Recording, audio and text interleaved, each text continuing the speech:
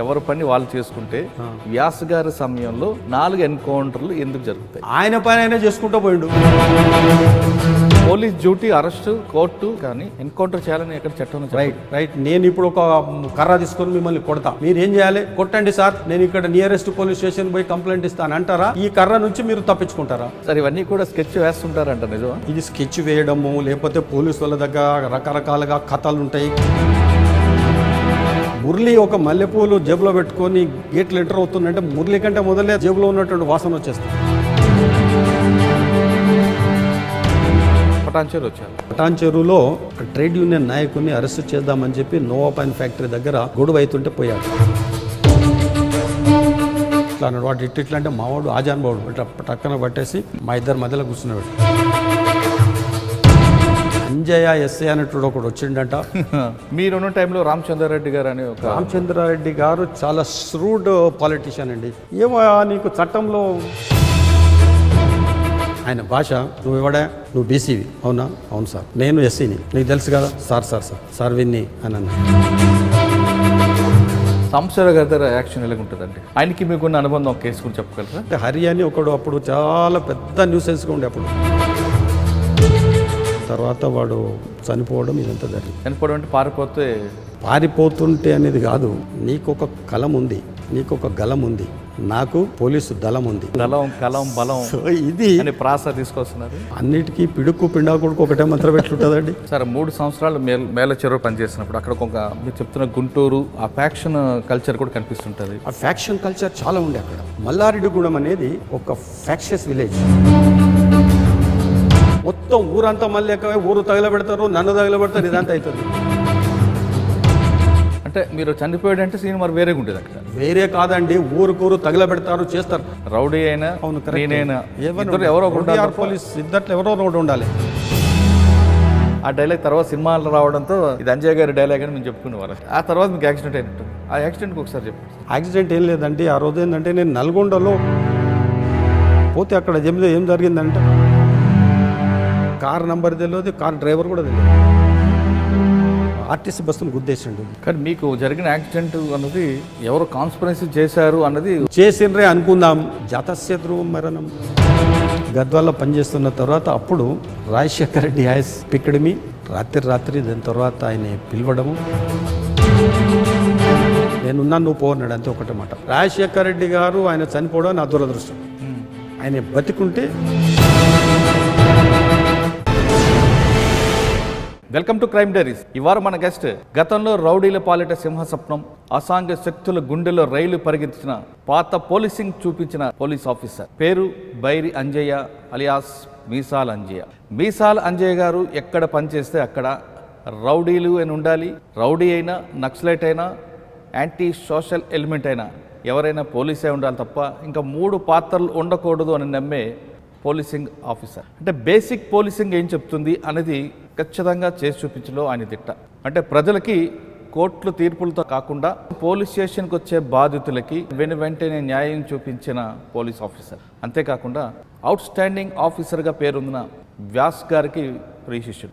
నల్గొండ జిల్లాలో వ్యాస్ గారు పనిచేస్తున్నప్పుడు మీసాల అంజయ్ గారు అలియాస్ బైర్ అంజయ్ గారు ఆయన దగ్గర నేర్చుకున్నారు పాఠాలు ఏంటి, అసలు గతంలో పోలీసింగ్ ఏ విధంగా ఉండేది, ప్రస్తుత పోలీసింగ్ ఏ విధంగా ఉంది, గతంలో ట్రెడిషనల్ క్రైమ్ ఏ విధంగా జరిగేది, ప్రస్తుతం ప్యాటర్న్ మారిన తర్వాత క్రైమ్ ఏ విధంగా ఉంది, దానికి దీనికి తేడా ఏంటి. ముఖ్యంగా గతంలో పోలీసులు అంటే ప్రజలకి భయంతో కూడిన గౌరవం లేదా గౌరవంతో కూడిన భయం ఉన్న రోజుల్లో అప్పుడు వ్యవస్థలో లోపాలు కానీ వ్యవస్థలో ఎన్ని కష్టాలు రాజకీయాల ప్రయం ఉన్నా లా అండ్ ఆర్డర్ ఎలా కంట్రోల్ చేసేవారు. ఇప్పుడు అది ఎందుకు ఈ స్థాయికి వస్తున్న విషయాల్ని సార్ నడి తెలుసుకుందాం. సార్ నమస్తే అండి. నమస్కారం మురళి గారు, బాగున్నారా? After long time. Bair Anjaiah గారు. Okay, good. KPHB police station అంటే అప్పుడు కుక్కట్పల్లి పోలీస్ స్టేషన్. అప్పుడు అవన్నీ లేవులేరండి. ఎప్పుడు అంటే ఇప్పుడు 4 పోలీస్ స్టేషన్, అప్పుడు ఒకటే పోలీస్. అప్పుడు కుక్కట్పల్లి పోలీస్ స్టేషన్ అంటే కుక్కట్పల్లి వై జంక్షన్ నుండి చందానగర్ వరకు. మీరు వచ్చారు పోలీస్ స్టేషన్కి. మేము అప్పుడే మా లెర్నింగ్ స్టార్ట్ అవుతుంది. మీరు వచ్చిన పోలీస్ స్టేషన్కి వచ్చిన నెక్స్ట్ డే గోకుల్ ఫ్లాట్స్లో ఒక మర్డర్. మీరు మాకు క్రిమినల్స్ అందరూ ఇన్విటేషన్ చేస్తున్నారు, ఐఎమ్ వెరీ హ్యాపీ అనుకుంటే మీరు పరిగెట్టడం, అదంతా మాకు కళ్ళ ముందు కనిపిస్తుంది. కానీ అప్పటికే మీ ఫీడ్బ్యాక్ అంతా కూడా పోలీస్ స్టేషన్కి వచ్చింది. మీకన్నా ముందు సత్యనారాయణ గారు అని ఒక మా సీనియర్ చాలా సీనియర్ ఆయన చనిపోయారు ఇటీవల కాలంలో. ఆయన తర్వాత మీరు రావడం, సత్యనారాయణ గారి తర్వాత అంజయ్ గారు వస్తున్నారు. గతంలో నల్గొండ జిల్లాలో అందరినీ ఉతికి ఆరేసాడు, వెండబెట్టాడు, పటాన్చెర్లో కూడా చేశారు. అటువంటి వ్యక్తి వస్తున్నారు. వాళ్ళు చాలా జాగ్రత్తగా ఉండాలంటే మీ కానిస్టేబుల్సే ముందే మీకన్నా ముందే మెసేజ్ తీసుకొచ్చారు. అప్పుడు తెలిసింది ఒక పోలీస్ ఆఫీసర్ ట్రాన్స్ఫర్ కాకముందు ఆయనకున్న పేరు ఏ విధంగా కంట్రోల్ చేస్తుంది. సత్యనారాయణ గారు కూడా బాగానే చేశారు. అయినా మీసాల అంజయ్ గారు, ఎల్ఐఎస్ బైర్ అంజయ్ గారు వచ్చారు కాబట్టి ఆ ప్రాంతం అంతా కేపీహెచ్పీలో రౌడీజం, ఆ ఫోర్త్ ఫేస్లో రౌడీజం అంతా మీ పేరే కొంత కంట్రోల్ చేసుకొచ్చింది. అదే టైంలో గోకుల్ ఫ్లాట్స్లో మర్డర్ అవడం, ఆ దొంగ మర్డర్ చేసిన వ్యక్తి కూడా మోటార్ సైకిల్ మీద పారిపోతుంటే మీద ఎస్ఐ అప్పుడు గోవర్ధన్ చేజ్ చేయడం, ఇదంతా కూడా కళ్ళకి కట్టినట్టు కనిపిస్తుంటుంది. సార్ మీరు డిపార్ట్మెంట్లోకి వచ్చినప్పుడు పోలీసింగ్ వేరే ఉంటుంది. బేసిక్ పోలీసింగ్, రౌడీజం కానీ ఎవిడెన్స్ అయితే పోలీసు ఉండాలి లేదా వాడని ఉండాలి తప్ప ఇద్దరు ఉండడం అనేది మీరు ఒప్పుకునేవారు కాదు. మీరే కాదు ఆ వ్యవస్థలో పనిచేస్తున్న వాళ్ళు అప్పుడు ఆ కాలంలో కూడా అట్లా ఉండే మా గురువులు కూడా అట్లా చెప్పేవారు. అయితే రౌడీ అనేది ఉండాలి, మనమే ఉండాలి, ఇద్దరు ఒక ఊళ్ళో ఉండడానికి వెళ్ళలేదు, సమస్య లేదండి. అదే టైంలో మీరు నల్గొండ ఆ ప్రాంతంలో పనిచేస్తున్నప్పుడు ఒకవైపు రౌడీజం, యాంటీ సోషల్ ఎలిమెంట్స్, అదేవిధంగా నక్సల్స్ మూవ్మెంట్, ఇన్ని రకాలు ఉండేవండి. వీటిని ఏ విధంగా కంట్రోల్ చేసుకొచ్చేవారు? ముఖ్యంగా వ్యాస్ గారి దగ్గర పనిచేయడం అనేది అది ఆషామాషి వ్యవహారం కదా, అదొక మీకు ఒక గిఫ్ట్. అది ఆయన దగ్గర ఏం నేర్చుకున్నారు? తర్వాత క్రమేపీ మీరు రిటైర్ అయ్యేసరికి ట్రెడిషనల్ క్రైమ్ నుంచి వైట్ కాలర్ రెఫరెన్స్ వచ్చింది. వైట్ కాలర్ రెఫరెన్స్ తర్వాత సైబర్ క్రైమ్కి వచ్చింది. అంటే సైబర్ క్రైమ్ ఎంటర్ అవుతున్న టైంలో మీరు రిటైర్ అయిపోయారు. అప్పటికి క్రైమ్ ఎలా పెరుగుకుని వచ్చింది, క్రైమ్ ప్యాటర్న్ ఏ విధంగా మార్చి వచ్చింది, ప్రజలకి అప్పుడులో పోలీసుల మీద ఒక రెస్పెక్ట్, ఒక భయం ఉండేది, క్రమేపీ తగ్గడానికి కారణం ఏంటి? వాటితో పాటు రిటైర్ అయిన తర్వాత మీరు ఇదే సిద్దిపేటలో పోటీ చేయడం, అంటే ఒక పోలీస్ ఆఫీసర్ మీరు అప్పుడు ఇంకా సర్వీస్ ఉంటుండగానే మీరు ఎలక్షన్ రావడం, అదంతా కూడా ఒక సినిమా కథలా కనిపిస్తుంటుంది. ఇవన్నీ పరిణామాలకి చెప్పే ముందు బైరి అంజయ్ గారి కుటుంబ నేపథ్యం, అసలు పోలీస్ ఆఫీసర్ ఎందుకు అవ్వాలనుకున్నారు చెప్పు. అదేం లేదండి, నాకు చిన్నప్పటి నుంచి యూనిఫార్మ్డ్ సర్వీసెస్ అంటే అమితమైనటువంటి ప్రేమ. స్కూల్ డేస్లో నేను భారత్ స్కౌట్స్ అండ్ గైడ్స్లో ఉండేవాడిని. అందులో కూడా నేను హయ్యెస్ట్ ప్రెసిడెంట్ స్కౌట్స్ అని ఉంటుంది అందులో అప్పుడు కలకత్తా దగ్గర కళ్యాణికి పోయాను, ఇలహాబాద్లో ఉన్నటువంటి ఆల్ ఇండియా జాంబూరీ అటెండ్ చేశాను. చాలా ఇంట్రెస్ట్ నాకు. అక్కడ నుండి కాలేజ్కి రావడం జరిగింది. కాలేజ్కి వచ్చిన తర్వాత కూడా మళ్ళీ NCC national cadet core NCC. సొంత ఊరు సిద్దిపేట్. Born brought up. నేను ఇక్కడ బీఎస్సీ ఫైనల్ ఇయర్ వరకు 73-74 ఇక్కడ డిగ్రీ అయిపోయింది. అయిన తర్వాత హైదరాబాద్ పోయాను. హైదరాబాద్ పోయిన తర్వాత ఎంఎస్సీ బాటనీలో సీట్ వచ్చేసింది. ఇవి ఎంఎస్సీ చేసేస్తే లాంగ్ టర్మ్ అవుతుంది, ఉద్యోగం అంత తొందర రాదేమో అని చెప్పేసి మిత్రులు అంటే అది వదిలిపెట్టేసి బీఈడ్లో జాయిన్ అయ్యాను. మోసాఫ్ ట్యాంక్లో గవర్నమెంట్ కాంప్రహెన్సివ్ కాలేజ్ ఆఫ్ ఎడ్యుకేషన్లో. అందులో జాయిన్ అయినాం. బీఈడ్ చేస్తూ ఉన్నాను. ఇంకొక 4 సబ్జెక్ట్స్ ఎగ్జామ్స్ అయిపోయినాయి. ఇంకా నెక్స్ట్ ఎగ్జామ్ పోతూ ఉన్నాను. పోతూ ఉంటే పోస్ట్ మ్యాన్ వచ్చినాడు, సార్ ఒకటి లెటర్ సార్ అని. ఏంట్రా అని చెప్పి చూస్తే you are appointed I sub inspector of police with in bracket civil అని చెప్పేసి అందులో యూ షుడ్ రిపోర్ట్ ఇమీడియట్లీ అని చెప్పేసి చేసినాడు. మా రూమ్మేట్స్ వాళ్ళు ఉంటే ఇంక అన్నానికి వచ్చేస్తుంది అని చెప్పేసి ఇమీడియట్గా నాంపల్లికి పోవడము, నాంపల్లి గవర్నమెంట్ హాస్పిటల్ పోయి అక్కడ మెడికల్ సర్టిఫికేట్ తీసుకొని సంగారెడ్డికి పోవడం, సంగారెడ్డిలో సర్టిఫికేట్స్ వెరిఫికేషన్ చేయడం. ఏఎస్ బోస్ గారు నుండి ఏ సుభాష్ చంద్ర బోస్ గారు అని. ఆ సుభాష్ చంద్ర బోస్ గారు ఎటువంటి పోలీస్ ఆఫీసర్ అంటే ఫర్ ది ఫస్ట్ టైం పాత ఎర్స్ట్వైల్ ఆంధ్రప్రదేశ్లో ఫస్ట్ ఎన్కౌంటర్ ఆయన చేసినాడు. గిరాయపల్లి ఎన్కౌంటర్ అని అప్పుడు చాలా ఫేమస్. గిరాయపల్లి ఇక్కడ ములుగు దగ్గర ఉంటుంది. గిరాయపల్లి ఎన్కౌంటర్కు ఈజ్ ది రూట్ కాస్. అప్పుడు అతను చాలా ఫేమస్. సరే, చాలా మంచి ఆఫీసరు. దాని తర్వాత ఆయన రిజైన్ చేసినాడు, వ్యాపారం చేసుకున్నాడు. తర్వాత అది ఇస్ ఎ డిఫరెంట్ మ్యాటర్.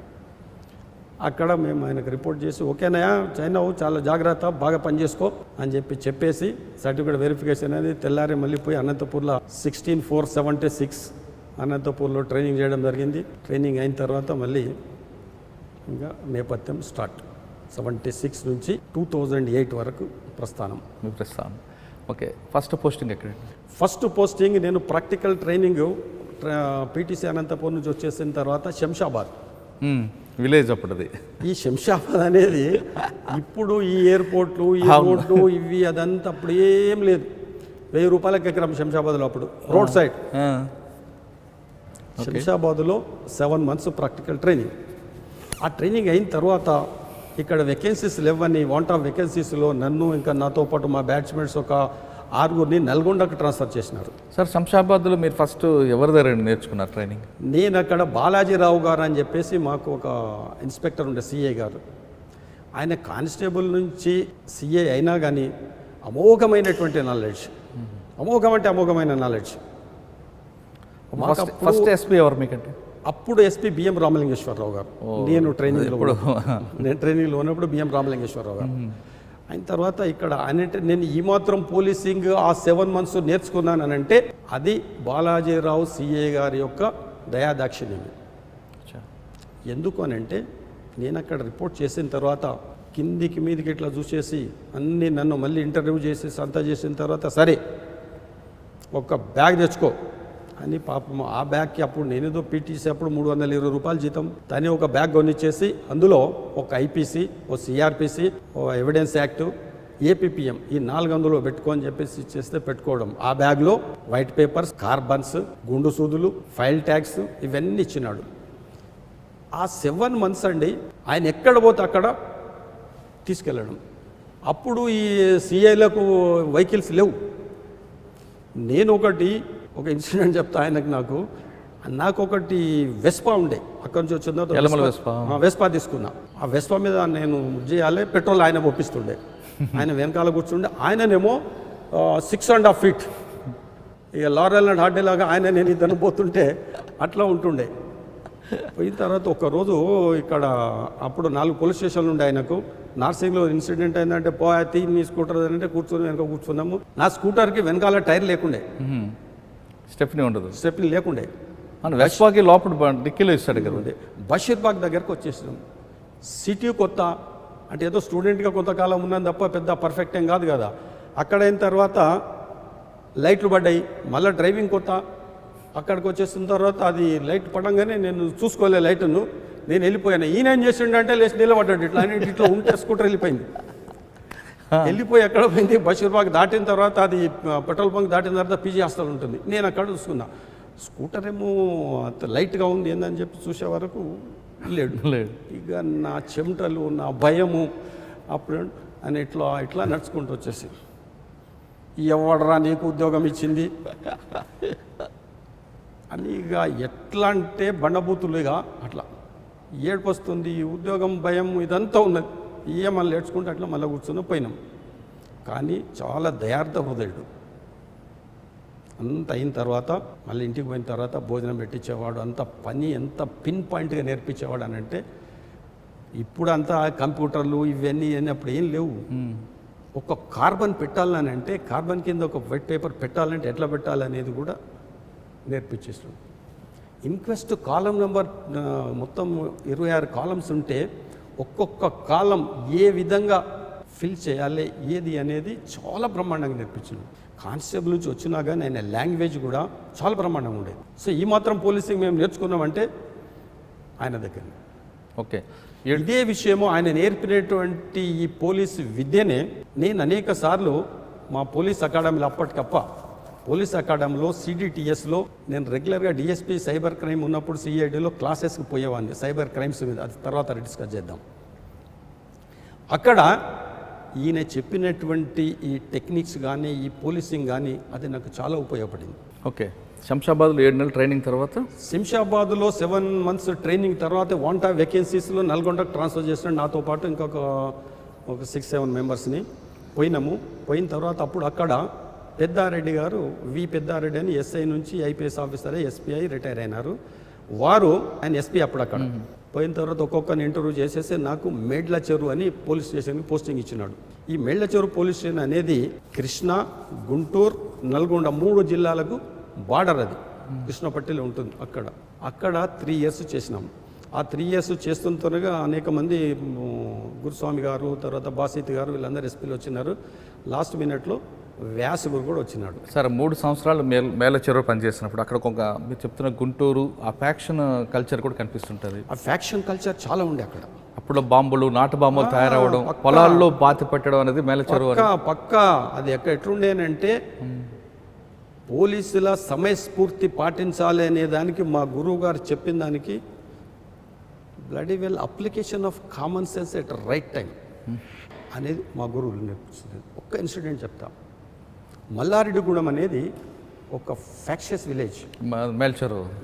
ఇప్పుడు అక్కడ పోలీస్ స్టేషన్ అనేది చింతలపాలెం అని. అక్కడ సిపిఎం వర్సెస్ సిపిఐ చాలా ఫ్యాక్షన్.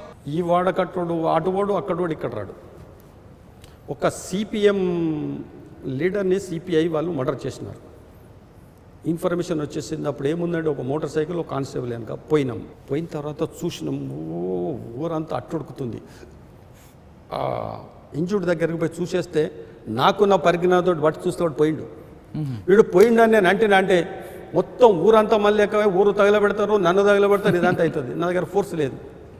అరే పానం ఉన్నది నడువు ఏదన్నా ట్రాక్టర్ తీసుకురండి అని చెప్పి ట్రాక్టర్ పట్టుకుని ట్రాక్టర్ మీద చేసేసి పంపించేసి ఒక మస్కూరు ద్వారా, అప్పుడు మస్కూరులు అందరు కాదు, ఇప్పుడు విలేజ్ సర్వెంట్స్, ఆ మస్కూరు ద్వారా మా సీఐకి అప్పుడు ఈ ఫోన్లు లేవు, తర్వాత ఈ వైర్లెస్ లేవు, ఇప్పుడు ఏం లేవు కదా, ఆయనకి ఇన్ఫర్మేషన్ పంపించినాము. సార్ ఇట్లా జరిగింది, వాడు సెలెక్చువల్గా పోయినాడు, కానీ ఇట్లా అవుతుంది సార్, మీరు ఎస్పీ గారితో మాట్లాడి ఫోర్స్ తెప్పియండి సార్ అని చెప్పేసి సార్ ఫోర్స్ తోటి తెప్పియడము, మళ్ళీ సీఏ గారు వేరే సర్కిల్ ఎస్ఐలు అందరినీ తీసుకున్నాడు, కంట్రోల్ చేయడం ఇది చేస్తున్నాడు. సమయస్ఫూర్తి అనేది అది ఎట్లా అనేది అది నాకు జీవితంలో చాలా ఉపయోగపడింది. అంటే మీరు చనిపోయాడంటే సీన్ మరి వేరేగా ఉంటుంది అక్కడ. వేరే కాదండి, ఊరుకూరు తగలబెడతారు, చేస్తారు. ఒక్కసారి మనిషి అక్కడి నుంచి షిఫ్ట్ అయిందనంటే మనకు బ్రీతింగ్ టైం ఉంటుంది. అవును, మనం ఫోర్స్ తర్వాత మొబిలైజ్ చేసుకోవడము, మనం ప్లాన్ చేసుకోవడం, ఇదంతా చేసుకోవడము.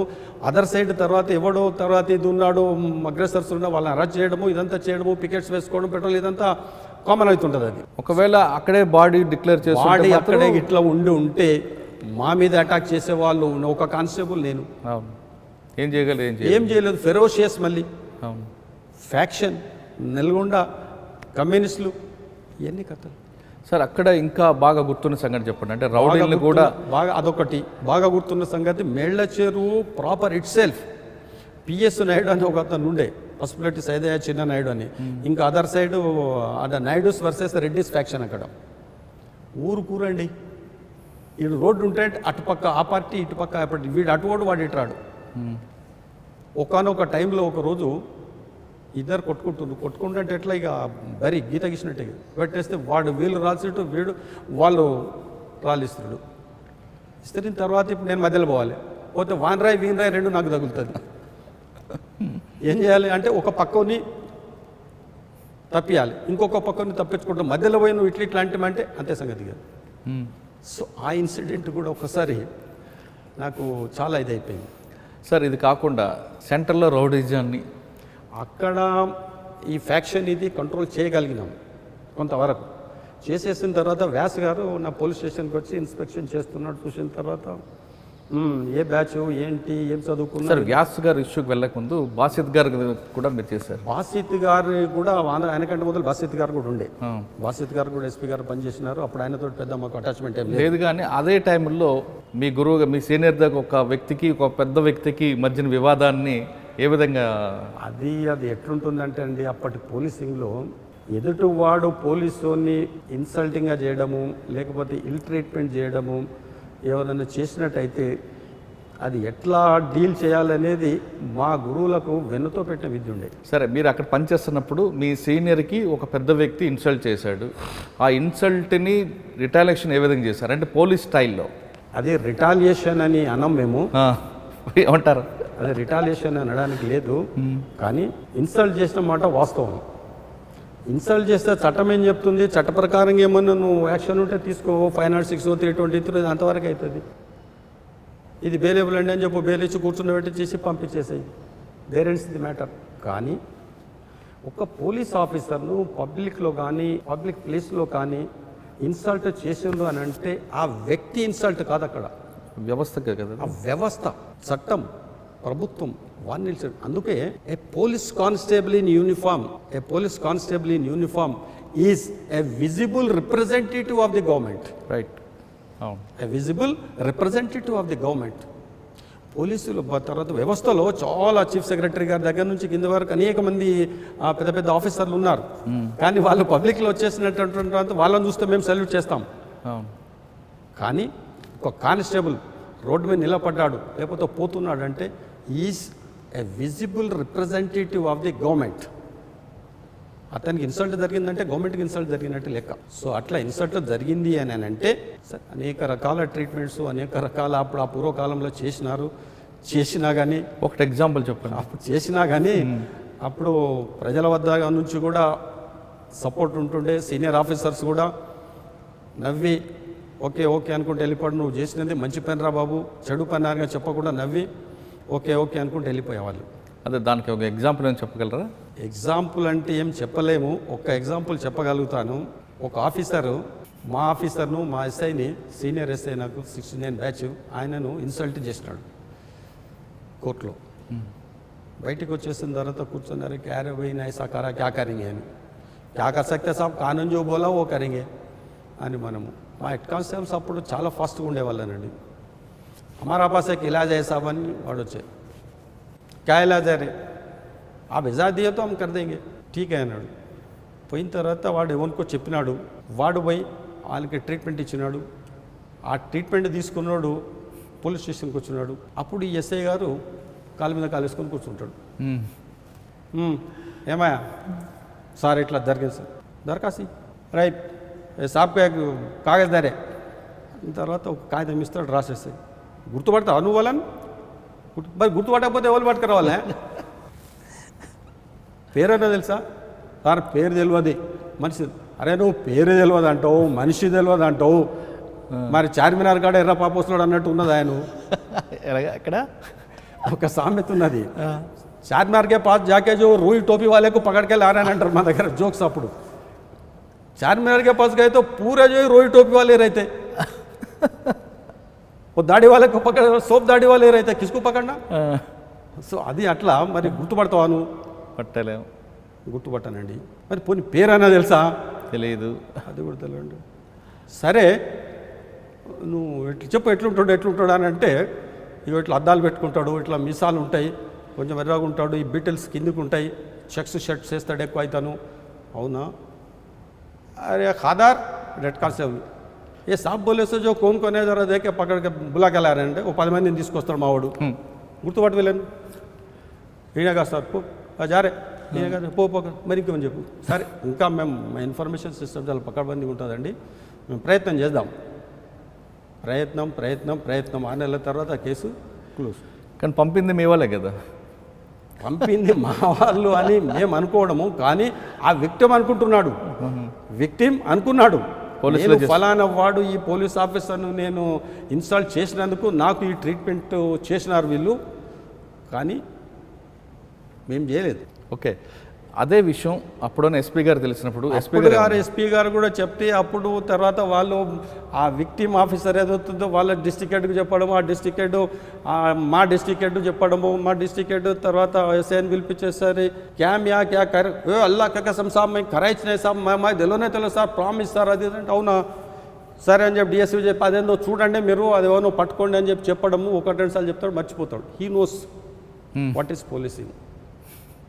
సో అందుకొరకు దాని మీద పెద్ద స్ట్రెస్ చేయవలసిన అవసరం లేదు. అంటే ఒక చిన్న తప్పు చేస్తే అప్పట్లో ఆఫీసర్లు ఆ ఆఫీసర్ యొక్క క్రెడిబిలిటీ తీసుకొని వాళ్ళని ప్రొటెక్ట్ చేసేవారండి. అయితే అప్పటి ఆఫీసర్స్ ఏంటంటే, వీడు చేసినటువంటి పని వాడు గుడ్ ఫేత్లో చేసినాడా, గుడ్ ఫేత్లో చేసినాడా, బ్యాడ్ ఇంటెన్షన్లో చేసినాడా అది వెరిఫై చేసేవాళ్ళు. ఒకవేళ వాడు గుడ్ ఇంటెన్షన్లో చేసినాడు, గుడ్ ఫేత్లో చేసినాడు అంటే వానికి అన్ని విధాల మా ఆఫీసర్స్ సపోర్ట్ చేసినారండి. అంటే గుడ్ ఫెయిత్లో ఒక మంచి పని అంటే ఐపీసీ 511 కాకుండా 512 చేసినా సరే, నీ ఐపీసీ సిఆర్పిసి పక్కన పెట్టు, అవన్నీ మాకు అవసరం లేదు. అవసరం లేదు, అవసరమే, మనకు అవసరమే అవి.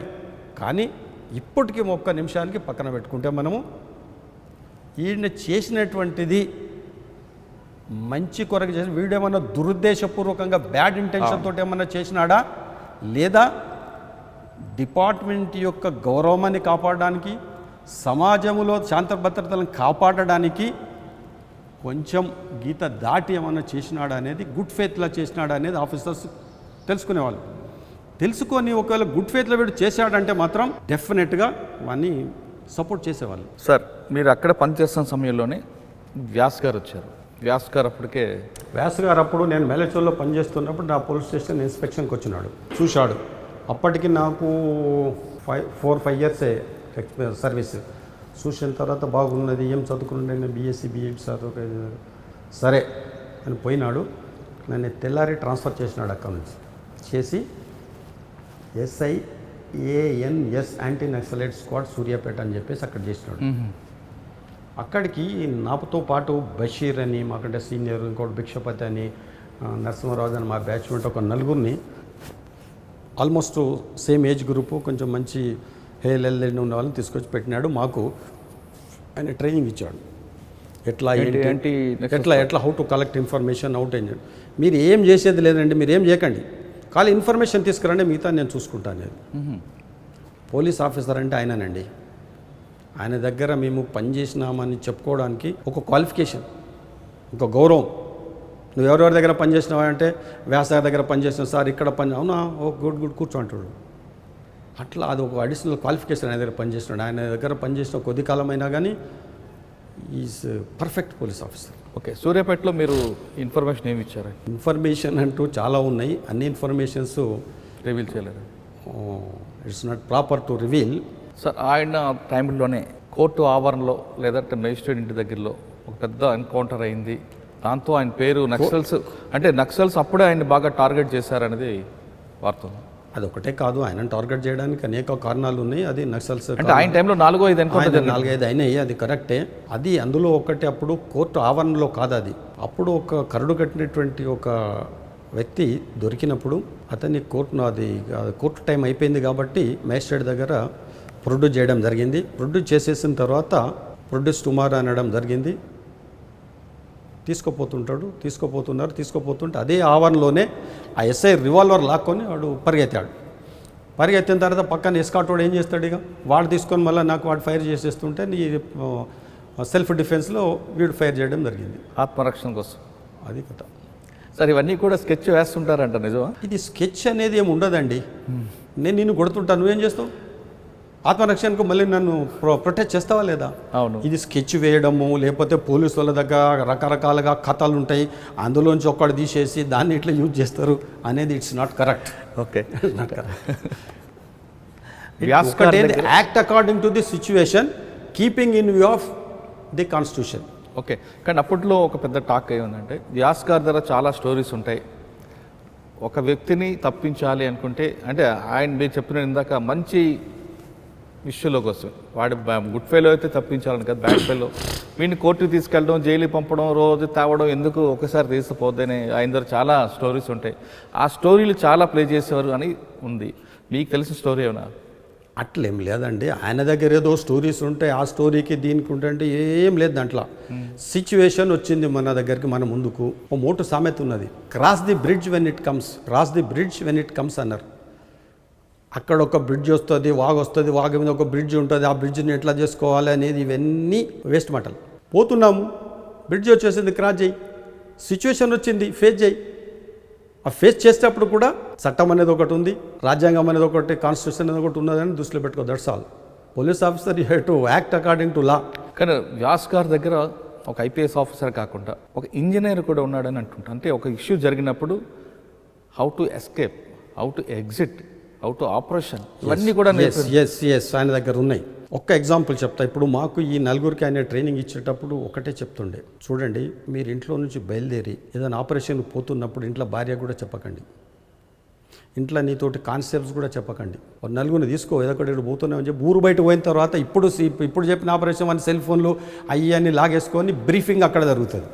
అయితే మా వాళ్ళు ఏంటంటే కానిస్టేబులరీ అప్పుడు అమాయకులు, మంచివాళ్ళు, వాళ్ళకు దురుద్దేశం ఏమి ఉండదు. అరే రాములు మనం రేపు సార్ చెప్పిండు, ఎస్పీ గారు చెప్పిండు అక్కడ పోవాలని ఇట్లా మనం అంటే, వాడు ఆ పోలీస్ స్టేషన్ ఎదురుగున్నటువంటి ఆ హోటల్లో పోయి కూర్చొని టీ దాక్కుంటా ఏమన్నా ఏమో తొందరగా పోతున్నామని వాడంటే, ఏం లేదు మా సార్ పని చెప్తుండే పోతున్నామని వాడు అలా అనుకోకుండా చెప్పండి. ఇట్లా ఇన్ఫర్మేషన్స్ లీక్ అవ్వడం ఇదంతా జరుగుతుంటుంది కాబట్టి చెప్పొద్దు అనేది ఒకటి. రెండోది ఏంటంటే, ఎక్కడనైతే ఇవన్నీ ఉధృతంగా ఉన్నాయో పోయిన రూట్లో మళ్ళీ రాకూడదు, పోయిన రూట్లో మళ్ళీ రిటర్న్ రాకూడదు, ఇన్ఫర్మేషన్ ఎవరితోటి షేర్ చేయకూడదు అనేది చెప్పి ఇట్లా అనేక రకాల ప్రొఫెషనల్ టాక్టిక్స్, ప్రొఫెషనలిజం అంటే అదొక్కటే కాకుండా మీరు చెప్తున్న ప్రొఫెషనల్ ఎంట్రీ ఎగ్జిట్ లేదా వెళ్ళిన రూట్లో రాకూడదని కాకుండా మాటలు తక్కువ, యాక్షన్ ఎక్కువ, నెంబర్ 1. నెంబర్ 2, థర్డ్ పార్టీ ఉన్నప్పుడు మన కళ్ళే మాట్లాడే తప్ప నోరు మాట్లాడకూడదు అనేది ఆయన దగ్గర ఉందండి. అట్లానంటే ప్రతి వ్యక్తికి ఏంటంటే silence is also a language అన్నారు. Silence is also a language. Language ఏంటి? నా లోపల ఉన్నటువంటి భావాలను మీకు చేర్చాలి. దాన్ని మాట రూపంలో చేర్చచ్చు, సైన్స్ అండ్ గెస్చర్స్ ద్వారా తెలియటు. మురళి అని నేను అన్నా అనుకో, అప్పుడు అంటే ఇట్లా అంటే ఏంది? అన్నం తిన్నావా అని, ఇట్లా అంటే తిన్నా అనేది. సో ఇట్లా సైన్స్ అండ్ గెస్చర్స్ అంటే కేవలం మీరు చెప్తున్న చేతులు కదలపకుండా, చేతులు కాళ్ళు లేకుండా కేవలం బాడీ లాంగ్వేజ్తోని లేదా కళ్ళు బొమ్మలతో కూడా అట్లానేం కాదండి. ఇప్పుడు ఒక్కొక్క సిచ్యువేషన్ బట్టి ఇప్పుడు 10 మంది ఉంటాం, 100 మంది ఉంటాం. ఆ 100 మందిలో ఒక ఆఫీసర్ సబార్డినేట్కు ఇన్స్ట్రక్షన్స్ ఇవ్వాలి. అరే పోయి పట్టుకరా పోరా, వన్ తీసుకురా పోరా అనేది మాత్రం గట్టిగా అరిచి చెప్పలేం కదా. సార్ చాలు. So it's a language, it's a body language అనండి, లేకపోతే సైన్స్ అండ్ గెస్చర్స్ అనండి, మీరేమన్నానండి. ఓకే. కానీ వ్యాస్ గారికి ఒక బ్యాడ్ హ్యాబిట్ కూడా ఉందని విన్నాను. అరెస్టులు, కోర్టులు, పీటీ వారెంట్లు ఇవన్నీ వద్దు, డైరెక్ట్ అని. దాన్ని బ్యాడ్ హ్యాబిట్ అని అనకూడదు, ఆ వర్డ్ యూజ్ చేయకూడదు మనం. It's not bad. అంటే బ్యాడ్ హ్యాబిట్ అనేది నా వర్డ్ కాదు, అది మీ వర్డ్ అయినా పబ్లిక్ ఆయన గురించి ఎవరు అని అనుకున్నాగా నేను దగ్గర నుంచి చూసినాం కాబట్టి is a true police officer అట్లే లేదు. కానీ ఒక ప్రశాంతమైన వాతావరణంలో ఒక వ్యక్తి కూర్చొని ఆలోచిస్తుంటే ఫలానా కేసులో ఫలానా వ్యక్తిని అరెస్ట్ చేసి రిమాండ్ చేసేస్తే ఇంత చేసినా కానీ విట్నెస్లు హాస్టైల్ అయిపోయి ఎవిడెన్స్ దొరకక ఆ రౌడీ కానీ లేకపోతే ఆ అసాంఘిక శక్తి కానీ బయటకు వచ్చేసి మళ్ళీ రిపీట్ చేస్తూ ఉన్నాడు. మరి ఎట్లా? ఏమిటిది? అది ఇవాళ అతనికి జరిగింది, మనకు జరగచ్చు, ఇంకెవరికైనా జరగచ్చు. ఎట్లా? హౌ టు కంట్రోల్ అనేదాన్ని ఒక్కసారి మనకు మనం సింహంలోకనం చేసుకుంటే, రివిజన్ చేసుకుంటే తప్పకుండా ఏదో ఒక మార్గం దొరుకుతుంది. అయితే చట్టాన్ని మనం చేతిలో తీసుకొని దాని తర్వాత కోర్టులు చేసే పని మనం చేయకూడదు. It's not correct. ఎవరి పని వాళ్ళు చేయాలి. పోలీసు పని పోలీసు వాడు చేయాలి, కోర్టు పని కోర్టు చేయాలి, ఎవరి పని వాళ్ళు చేయాలి. ఎవరి పని వాళ్ళు చేస్తే వ్యాస్కార్ టైంలో 4 ఎన్కౌంటర్లు జరుగుతాయి. కాదు, అది ఎక్స్చేంజ్ ఆఫ్ ఫైర్ అంటారా? అదే మీకు చెప్తున్నా. ఇప్పుడు ఏమన్నారు? ఎవరి పని వాళ్ళు చేస్తే ఏమన్నారు? ఎవరి పని వాళ్ళు చేసుకుంటే వ్యాస్ గారి సమయంలో 4 ఎన్కౌంటర్లు ఎందుకు జరుగుతాయి? అయ్యా, మీ ప్రశ్నలోనే సమాధానం ఉన్నది. చెప్పండి. మీ ప్రశ్నలోనే సమాధానం ఉన్నది. ఏంటనంటే ఆయన పని అయినా చేసుకుంటూ పోయిండు. కానీ ఎన్కౌంటర్ చేయడమా? కాదు, ఎన్కౌంటర్ చేయడం అని కాదు. సిచ్యువేషన్ వచ్చేసింది, దాన్ని ఫేస్ చేశాడు. ఇది ఎన్కౌంటర్ అని పోలీస్ డ్యూటీ, అరెస్ట్, కోర్టు, కానీ ఎన్కౌంటర్ చేయాలని ఎక్కడ చట్టం? రైట్. నేను ఇప్పుడు ఒక కర్ర తీసుకొని మిమ్మల్ని కొడతా, మీరు ఏం చేయాలి? కొట్టండి సార్, నేను ఇక్కడ నియరెస్ట్ పోలీస్ స్టేషన్ పోయి కంప్లైంట్ ఇస్తాను అంటారా? ఈ కర్ర నుంచి మీరు తప్పించుకుంటారా? అంటే మీరు కర్ర నుంచి కొట్టే అవకాశం నాకు కల్పిస్తే నేను కాదు. ఇప్పుడు ఎదుటివాడు, ఇప్పుడు మీరు ఒక వ్యక్తిని అరెస్ట్ చేశారు, మీరు కాదు, ఆయన ఒక పోలీస్ ఆఫీసర్. ఎదుటి వాడిని అరెస్ట్ చేసేందుకు పోయినప్పుడు వాడు కాల్పులు జరపడం కానీ లేకపోతే దాని తర్వాత ఎక్సెస్ ఫోర్స్ వీడి మీద యూజ్ చేయడం కానీ జరుగుతున్నప్పుడు ఏం చేయాలి? చట్టమే చెప్తుంది. అవకాశం మీరే ఇస్తే ఏం చేయాలి? నువ్వే నాకు కొట్టరాబాయ్ ఎవడండి? ఎవరి పానం వాడు నన్ను కొట్టరాబాయ్ మురళి నన్ను చంపానని అంటారా? ఎవడన్నా? ఎవడన్నాడు? ఎందుకనంటే ఇది ఆత్మరక్షణ అనే పదము, సెల్ఫ్ ప్రైవేట్ డిఫెన్స్ ఏదైతే ఉందో చట్టమే కల్పించింది. సార్, మీరు దీన్ని ఎన్కౌంటర్ అని అంటే ఒప్పుకుంటారా? ఎక్స్చేంజ్ ఆఫ్ ఫైర్ అంటే ఒప్పుకుంటారా? సిచ్యువేషన్ బట్టి చెప్పాలి, వర్డ్ యూజ్ చేయాలి. ఓకే సార్, మీకు ఆయన దగ్గర నచ్చింది క్లాసికల్ ఎక్స్చేంజ్ ఆఫ్ ఫైర్ అంటే ఇష్టమా, లేదా బంపింగ్ అంటే ఇష్టమా? బంపింగ్ అనేది మీ విలేకరులు పెట్టుకున్న ముద్దు పేరు అది. బంపింగు, డంపింగు అనేది మీరు పెట్టుకున్న ముద్దు పేరు అది. పోలీసు ఎక్కడ కూడా, పోలీసులు కూడా ఎక్కడ లేదు. మీరు చట్ట ప్రకారంగా అరెస్ట్ చేయండి. ఒకవేళ వాడు ఎదుటివాడు నీ మీద ఏమన్నా తిరగబడి తర్వాత ఏమన్నా చేసినట్టంటే నీ ప్రాణం కాపాడుకోవడానికి చట్టాన్ని కాపాడుకోవడానికి చట్టం ఇచ్చినటువంటి సదుపాయం అని ఉంటే ఉపయోగించుకోండి. ఓకే. ఆ వ్యక్తి దగ్గర ఎలాంటి ఆయుధం లేకపోయినా సరే కాల్చే అవకాశాలు కొన్ని సంఘటనలు ఉన్నాయి కదా? ఉండవు. సరే, వ్యాస్ గారు దానికి ఏమి నేర్చుకున్నారంటే? వ్యాస్ గారి దగ్గర ఇంకా అంటే ఎన్కౌంటర్లో కాకుండా ఒక మంచి పోలీసింగ్ నేర్చుకున్నారు. ఎందుకంటే ఈ రోజు కూడా ఆయన పేరు మర్చిపోవట్లేదంటే అంత వర్క్ చేశారు. ఒక్కటి చెప్తానండి, పోలీసులు అంటే భయము, అభిమానము, భయం అని అన్నారు కదా. ఫస్ట్ వ్యక్తిగతంగా ఆ మనిషి అన్న ఒక క్రమశిక్షణ ఉండాలి. లేడు, ఇంట్లో పెద్దలు తల్లిదండ్రులన్నా చెప్పట్లేదు. స్కూల్కి పోయిన తర్వాత టీచరు లెక్చరర్ వాళ్ళన్నా చెప్పలేదు. సమాజంలో పెద్దలు ఉన్నటువంటి వాళ్ళన్నా చెప్పాలి, వాళ్ళు చెప్తే కూడా వినలేదు. ఇంతమంది చెప్తే వినకపోతే ఆ మనిషిని వదిలిపెడితే వాడు చీడపూరుగా అయ్యి సమాజం మొత్తాన్ని చేసేస్తాడు. అటువంటిప్పుడు ఏం చేయాలి? పోలీసు వాడు ఎంటర్ అవుతాడు. అప్పుడు ఇక కరెక్టే సార్. ఇప్పుడు మీరు పాయింట్కి వద్దాం. తల్లిదండ్రులు ఒకప్పుడు కొట్టేవారు తప్పు చేస్తే. ఇప్పుడు తల్లిదండ్రులు చెప్పినా వింటలేరు. అదే చెప్తున్నా, తల్లిదండ్రులు కొట్టేవారు కాబట్టి ఆ ఫస్ట్ స్టేజ్లోనే సగం మంది ఆగిపోతారు, మంచి దారిలోకి వచ్చేవారు. అక్కడ కూడా దారి తప్పితే ఉపాధ్యాయుడు కొట్టేవాడు వచ్చేవారు. తర్వాత మీరంటే పెద్దలు, మామలు, చిన్నాళ్ళు, పెద్దవాళ్ళు, లాస్ట్లో పోలీసు వాడు చేయాలి, తల్లిదండ్రులు తప్పనిసరి. ఇప్పుడు పేరెంట్సే కొట్టట్లేదు కదండి. పేరెంట్స్ కొట్టకపోవడం సరికదా, టీచర్ కొడితే ఆయన మీద కేసు అవుతుంది కదా. అవుతుంది. మరి సమాజం ఎటుపోతుంది అనుకోవాలి మనం. అయితే దీనికి ఇది కలియుగం. ప్రతి యుగంలో ఒక ధర్మం ఉన్నది. కలియుగంలో దాని తర్వాత ఇప్పుడు ఇవన్నీ మార్పులు జరుగుతున్నాయి, చెప్పి వింటలేరు. అది కాలమహిమ. నీ కాలచక్రం, నీ కర్మచక్రం ప్రకారంగా అది జరిగి తీరుతుంది. ఇవాళ చెప్తే వింటలేడంటే పోనీ వదిలిపెట్టేస్తున్నాం. ఇప్పుడు అందుకని కలియుగంతో అనేది కాకుండా ముందు ఇక్కడ ఉన్న సమాజంలో ఉన్న మీరు చెప్తున్న కొంతమంది బాధితులు ప్రత్యక్ష నరకం అందుకొరకని చెప్పి గ్రామ పెద్దలు కానీ ముందుకు వచ్చేసి దాని తర్వాత వాళ్ళు ఇనిషియేటివ్ తీసుకోవాలి. ఎందుకంటే ఇప్పుడు మేము పోలీసింగ్ చేసినప్పుడు మా డ్యూటీస్లో ఏ రాజకీయ నాయకుడు కూడా ఇంటర్ఫియర్ కాలే, జోక్యం చేసుకోలే. కానీ ఇప్పుడు ప్రతి చిన్న విషయానికి కూడా జోక్యం అవుతుంది. దానివల్ల ఏమవుతుందంటే పోలీసులు డిమారలైజ్ అవుతుంది. సరే మనకెందుకు లేదు, చట్టం ఏం చెప్తా చేద్దాం అనే లెవెల్లో పోతుంది. చట్టం ఏం చెప్తారో చెయ్యి, కానీ చేసేదేదో ఒక పద్ధతి ప్రకారం చెయ్యి. సార్ మీరు ఎక్కడ నుండి సూర్యాపేట నుంచి తర్వాత ఎక్కడికి వచ్చారు? అక్కడ నుంచి నేను నకరికల్. సూర్యాపేటలో ఉన్నప్పుడు ఇన్ఫర్మేషన్ ఇచ్చారా ఎస్పీ గారికి? ఆయన ఇచ్చిన వర్క్ మంచి వర్క్ అని రివీల్ చేయలేరు. యూనిట్ ఆఫీసర్కి చెప్పకుండా ఎవరు ఏ పని చేయరు. యూనిట్ ఆఫీసర్ అంటే అక్కడ ఉన్నటువంటి ఎస్పీ, సిఐడిలో పనిచేస్తే సిఐడి చీఫ్, ఇంటెలిజెన్స్లో పనిచేస్తే ఇంటెలిజెన్స్ చీఫ్. యూనిట్ ఆఫీసర్కి చెప్పకుండా పోలీసు వాళ్ళు ఏ పని చేయరు. తప్పకుండా ఆయన నాలెడ్జ్కి తీసుకుపోయి చేస్తారు. సూర్యాపేట తర్వాత నకరికల్ వచ్చినాను ల్యాండ్ ఆర్డర్కి. అక్కడ ఒక 1.5 year ఉన్న తర్వాత మెదక్ డిస్టిక్ రావడం జరిగింది. మెదక్ డిస్టిక్లో తూప్రాన్లో కొంతకాలం పనిచేసినాను. అక్కడ నుంచి పటాన్ చెరువుకి వచ్చాను. పటాన్ చెరువులో కూడా మళ్ళీ నన్ను మా అరవిందరావు గారి అక్కడ పోస్టింగ్ ఇచ్చాడు. సార్ తూఫ్రాన్, నగరికేల్ ఈ ప్రాంతంలో మీకు గుర్తుండిపోయిన కేసు ఒకటి చెప్పండి. మీకు బాగా గుర్తుండిపోయిన కేసు? ఏం లేదు, రొటీన్ పోలీసింగ్. తూఫ్రాన్లో అప్పుడు కూడా మూమెంట్ ఎందుకుంది?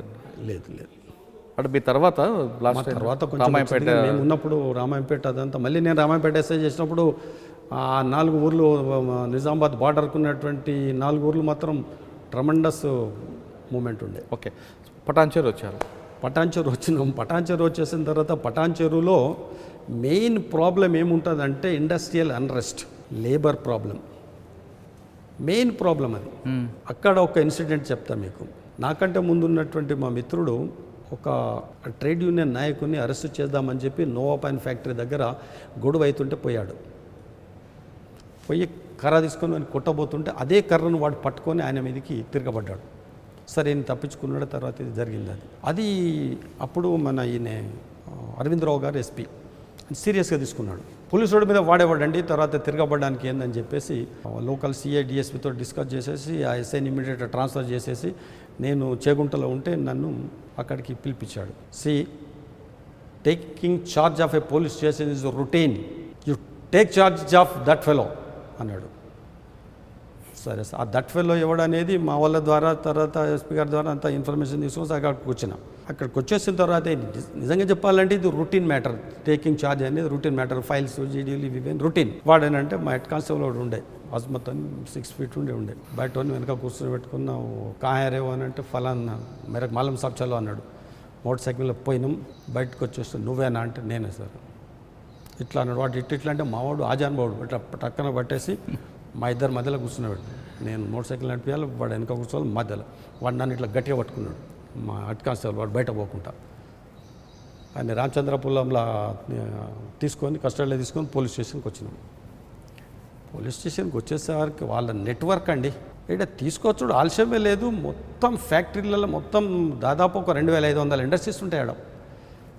ఇతను దాదాపు ఒక 100 ఫ్యాక్టరీలకు ట్రేడ్ యూనియన్ లీడర్. ఇదేతో చేస్తున్నా అని చెప్పి మా వాళ్ళు చేస్తున్నారు. పోలీస్ స్టేషన్ స్ట్రెంత్ ఎంత? 5-6 కానిస్టేబుల్ 10 మంది కంటే ఎక్కువ లేరు. ఉన్నోళ్ళతో దాంట్లో చేసేస్తే ఇమీడియట్గా నేను ఎస్పీ గారికి సెట్లో మాట్లాడిన ఇట్లా జరుగుతుంది సార్, ఓకే అని అక్కడ పెట్టకుండా ఇమీడియట్గా పంపించేసి. ఎట్లా పంపించాలి ఇమీడియట్గా? ఇప్పుడంటేనేమో జీపులు ఇవన్నీ ఉన్నాయి. మా హెడ్ కానిస్టేబుల్ అరే కైకు సాబ్ అని చెప్పి వాడు రోడ్డు మీద పోయి అంటే లారీ ఆపాడు. లారీలో వాడిని వేసుకున్నాడు, సంఘాలు వేసుకున్నాడు. ఒక కానిస్టేబుల్ పెట్టుకున్నాడు. తీసుకొని పోయి పొత్తరెడ్డిపల్లి చౌరస్తాలో దిగి అక్కడ లోకల్ ఎస్ఐకి చెప్తే తీసుకొని పోయినారు. ఈ లోపల ఇక మొత్తం ఊరంతా ఇండస్ట్రీ మొత్తం కదిలింది. ఎస్పీ గారు చెప్పగానే ఆయన ఫోర్స్ పంపించడం చేశాడు. తర్వాత మొత్తం చేసేసాడు. అప్పుడు దాంతో అంజయ్య ఎస్ఐ అనేటువంటి ఒకడు వచ్చిండట, ఇక్కడ వీడు చేసిండు అన్నట్టు. అంటే నాకు అది చాలా మంచి పేరు తెచ్చింది. ఆ ట్రేడ్ యూనియన్ నాయకుడు అన్ని ఫ్యాక్టరీలలో స్ట్రైకులు చేపించడము, తర్వాత అన్రెస్ట్ ఎక్కడ కూడా ఉత్పత్తి కాకుండా చేయడం. సో అట్లా అందరూ చాలా హెల్ప్ఫుల్గా ఉంటారు వాళ్ళు. సార్ పటాన్చేరులో అప్పటి వరకు కార్మిక సంఘాలు ఆ గొడవలు ఉన్న టైంలో ఒక ఇష్యూ జరగడం నవాపాన్ దగ్గర మీసాల అంజయ్య గారు రావడం జరిగింది. కానీ అదే పటాన్చేరులో మీసాల అంజయ్య గారు ఒక ఈవ్టీజింగ్ కేసులో ఒక వ్యక్తిని ఈవ్టింగ్ చేసిన వ్యక్తిని మెడలో బోర్డు వేసి పటాన్చేరు పోలీస్ స్టేషన్ చుట్టూ ఆ శాంతినగర్ కాలనీ అన్నీ తిప్పడం, దాని మీద ఒక పేపర్లో ఐటెం రావడం, ఆ విలేకరును కూడా బెదిరించడం అనేది జరిగింది. వాస్తవం బెదిరించడం అనేది మీరు అంటారు, ఇన్సిడెంట్ అనేది వాస్తవం. అసలు జరిగిన వాస్తవం ఏంటంటే అది ఆల్విన్ ఫ్యాక్టరీ అనేది వాచ్ ఫ్యాక్టరీ. అక్కడ ఆ వాచ్ ఫ్యాక్టరీలో అందరూ గర్ల్సే. అవును, వాళ్ళు ఇక్కర్సాట్ ముందు కంపెనీ ఇక్కర్సాట్ పక్కన అదే లైన్లో ఉంటుంది, అందరు గర్ల్సే. ఇద్దరు పోకిరి విధవలు ఆ అమ్మాయిలను టీచ్ చేసినారు. పొద్దున్నే 6:30కు అట్లా వాళ్ళు లోపల పోతుంటే చేసినట్టు. ఇంకా పోలీస్ స్టేషన్ పక్కకే నా క్వార్టర్. అప్పుడే నేను రెడీ అవుతున్నా, సార్ ఇట్లా జరిగింది సార్, పెద్ద వాళ్ళందరూ స్ట్రైక్ చేసేటట్టున్నారు సార్ అని చెప్పి మావాడు వచ్చి ఏంట్రా ఇట్లా అని అంటే ఇమీడియట్గా పోలీస్ స్టేషన్ పోవడం జరిగింది. అక్కడి నుంచి స్పాట్కి పోయినాం. పోయిన తర్వాత ఏం జరిగిందంటే ఇదంటే సరే అని వాళ్ళతో ఒక కంప్లైంట్ తీసుకొని అమ్మాయిలు అయితే లోపల ఉన్నారు. మాకు కొన్ని ఇన్ఫర్మేషన్ ప్రకారంగా ఎవడైండొచ్చు అని చెప్పి చూసేసి ఒక 10 మందిని పట్టుకొచ్చి వీళ్ళ చేత టెస్ట్ ఐడెంటిఫికేషన్ అప్పుడు గుర్తుపట్ట అమ్మాయి అని అంటే వద్దని గుర్తుపట్టినారు. మిగతా వాళ్ళని పంపించడం జరిగింది. ఇప్పుడు చట్టం ఏం చెప్తుంది, వాళ్ళ దగ్గర నుంచి ఒక కంప్లైంట్ తీసుకొని ఓ 354 పెట్టేసి 506 పెట్టు, 509 పెట్టు, వాళ్ళని అరెస్ట్ చేసేసి నువ్వు బెయిల్ ఇస్తే వదిలిపెట్టు, లేకపోతే కోర్టులో ప్రొడ్యూస్ చేయి. There ends the matter. Trial అప్పుడు వాళ్ళు ఏమైనా చెప్తే వీనికి శిక్ష. అది చట్టం. మీసాల అంజయ్య గారు ఏం చేశారు? సరే, మేము ఏం చేసినాం అనేది అక్కడ ఇప్పుడు మీరే చెప్తున్నారు కదా. వాళ్ళను బట్టలు కూడా తీసేసి కట్రాయర్ మిన్నే ఊరంతా పరేడ్ చేసేస్తే ఓ విలేకరి అంతా నిజాం పాలనను తలపిస్తున్న ఎస్ఐ గారు అని చెప్పి వార్త రాసినారు. ఆ ఎస్ఐని అతన్ని బెదిరించినారు మీరు అంటున్నారు కదా. ఆయన వార్త రాసింది వాస్తవము, ఇన్సిడెంట్ జరిగింది వాస్తవము, బెదిరించింది అనేది వాస్తవం కాదు. ఎట్లా కాదు అని అంటే అప్పుడు ఒక సీనియర్ రిపోర్టర్ మిత్రుడు ఉండే. ఈ విషయం ఆయన దృష్టికి పోతే ఆ మిత్రుడు నాకు ఫోన్ చేసినాడు, సార్ మావాడు భయపడుతున్నాడు సార్, మీరు వాళ్ళని కొట్టినట్టు కొడతారేమోనంటే, అరే నేను విలేకరులు ఎందుకు కొడతాను నేను అని నేనన్నా. లేదు సార్ భయపడతా, మీరు పర్మిషన్ ఇస్తామని తీసుకొస్తా సారీ చెప్పిస్తా సార్ అని. సరే తీసుకొని అయితే రాపోమని చెప్పినాడు. తీసుకొచ్చినాడు, చూసినాము. తప్పైంది సార్ అన్నాడు. తప్పెందుకైంది, నువ్వు కరెక్టే రాసినావు, తప్పెందుకైంది అని మేము అన్నాం. ఈ వార్త రాయకుంటుంటే మంచిగా ఉండనేమో సార్. ఎందుకు మంచిగా ఉండే నువ్వే చెప్పు. నువ్వు రాసేది రాసినావు, రాయకుంటుంటే మంచిగా ఉండేమో నువ్వే అంటావు. సార్ చట్ట ప్రకారంగా చేసినట్టయితే వాళ్ళకు శిక్ష పడదు సార్, మీరు చేసింది కరెక్ట్ సార్, కాబట్టి కరెక్ట్ పనికి నేను ఇట్లా రాయడం కరెక్ట్ కాదు సార్ అన్నాడు. ఇప్పటికైనా తెలుసుకుందాం అన్నాడు. తెలుసుకుందాం. మరి ఎందుకంటే 15 రోజుల నుంచి ఇక్కడ పోలీస్ స్టేషన్ నుంచి హైదరాబాద్ పోయేటప్పుడు పోతలేవాట, అట్లా శంకర్పల్లి మీదకే పారిపోతున్నావాట ఎందుకు అని అన్నా. మీరంటే భయం సార్ అన్నాను. ఎందుకు భయం చెప్పు, కొడతారేమో. ఎందుకు కొడతా, పోయిన వాళ్ళంతా పట్టుకొచ్చి కొడుతున్నామా? తప్పు చేసినాడు కొట్టినాడు, మరి ఇప్పుడు తప్పు చేసినావు నేను కొడుతున్నానా? నేను లేదు సార్ జరిగింది సార్. మళ్ళీ సార్ అట్లా చేయకు, నీకు ఒక కలం ఉంది, నీకు ఒక గలం ఉంది, నాకు పోలీసు దళం ఉంది. అదే మీ బలమా? అట్లా దళం కలం బలం ఇది ప్రాస తీసుకొస్తున్నారు. ఈ ప్రాస కాదు, యాస కాదు, కానీ ఇది చూస్తున్నట్టే ఇది ఏమవుతుందని అంటే నీ పని నువ్వు చేసుకుంటా, నా పని నేను చూసుకుంటూ పోతుంటే తర్వాత మధ్యలో సమాజానికి నష్టం జరుగుతుంది. సార్ ఇదే పటాన్చేరు పోలీస్ స్టేషన్లో మీరు ఎస్ఐగా పనిచేస్తున్న టైంలో, నేను అక్కడ పటాన్చేరులో మీరు పనిచేస్తున్న టైంలో నేను అక్కడ కొంతకాలం వచ్చాను. శాంతినగర్లో ఉండేవాడిని. మీ ఎదురుగా ఒక ఇరానీ కేఫ్ ఉంటుంది పటాన్చేరు పోలీస్ స్టేషన్ ఎదురుగా ఉంది. ఆ ఇరానీ కేఫ్ దగ్గరికి టీ తాగడానికి వచ్చిన టైంలో మీ వాళ్ళు ఎవరు కూడా పోలీస్ స్టేషన్ ఎదురుగా టీ తాగకూడదు, అటైనా తాగు ఇటైనా తాగు, స్టేషన్ ముందు ఉండకూడదు. ఎందుకు అంటే స్టేషన్ ఎదురు లోపల రాగానే ఎస్ఐ గారికి కనిపిస్తుంటారు. ఎస్ఐ గారు ఆడెవడరా పోలీస్ స్టేషన్ టీ తాగుతున్నాడు అని చెప్పేవారు, పంపించేవారు. అంటే అప్పుడు సిచ్యువేషన్ ఎలా కూడా ఉందంటే ఒక భయమైనా పంపించేది లేదు, పోలీస్ అంటే ఒక రెస్పెక్ట్ కూడా ఉండేది. ఎందుకంటే ఏం జరిగినా రేపు మనకు పోలీసు ఉన్నాడు అని ఒక ధైర్యంతో ఉండేవారు. కాబట్టి అంటే పోలీస్ స్టేషన్ ముందు నుంచి వెళ్ళడానికి భయపడే రోజులు చూసాం. పోలీస్ స్టేషన్ ముందు సిగరెట్ తాగడం, టీ అని కాదు సిగరెట్ తాగడం మర్చిపోండి, ఇంకా టీ తాగడానికి భయపడే రోజులు ఉండేవి. ఇప్పుడు ఏంటి సార్, పోలీసులు ముందే రాంగ్ రూట్లో వచ్చి పోలీస్ స్టేషన్ ముందు నుంచే వాడు విచ్చలవిడితనం చేస్తున్నాడు, పోలీస్ స్టేషన్ సమీపంలోనే అన్నీ చేస్తున్నాడు. అంటే దీన్ని మనం ఏ విధంగా అర్థం చేసుకోవాలి? ఒక్కటి మురళి గారు, దీనికి నా పరిజ్ఞానం ప్రకారంగా 3 విధాలుగా నేను అనలైజ్ చేస్తాను. ఒకటి ఏంటనంటే కాలానుగుణంగా వస్తున్నటువంటి మార్పు కొంత.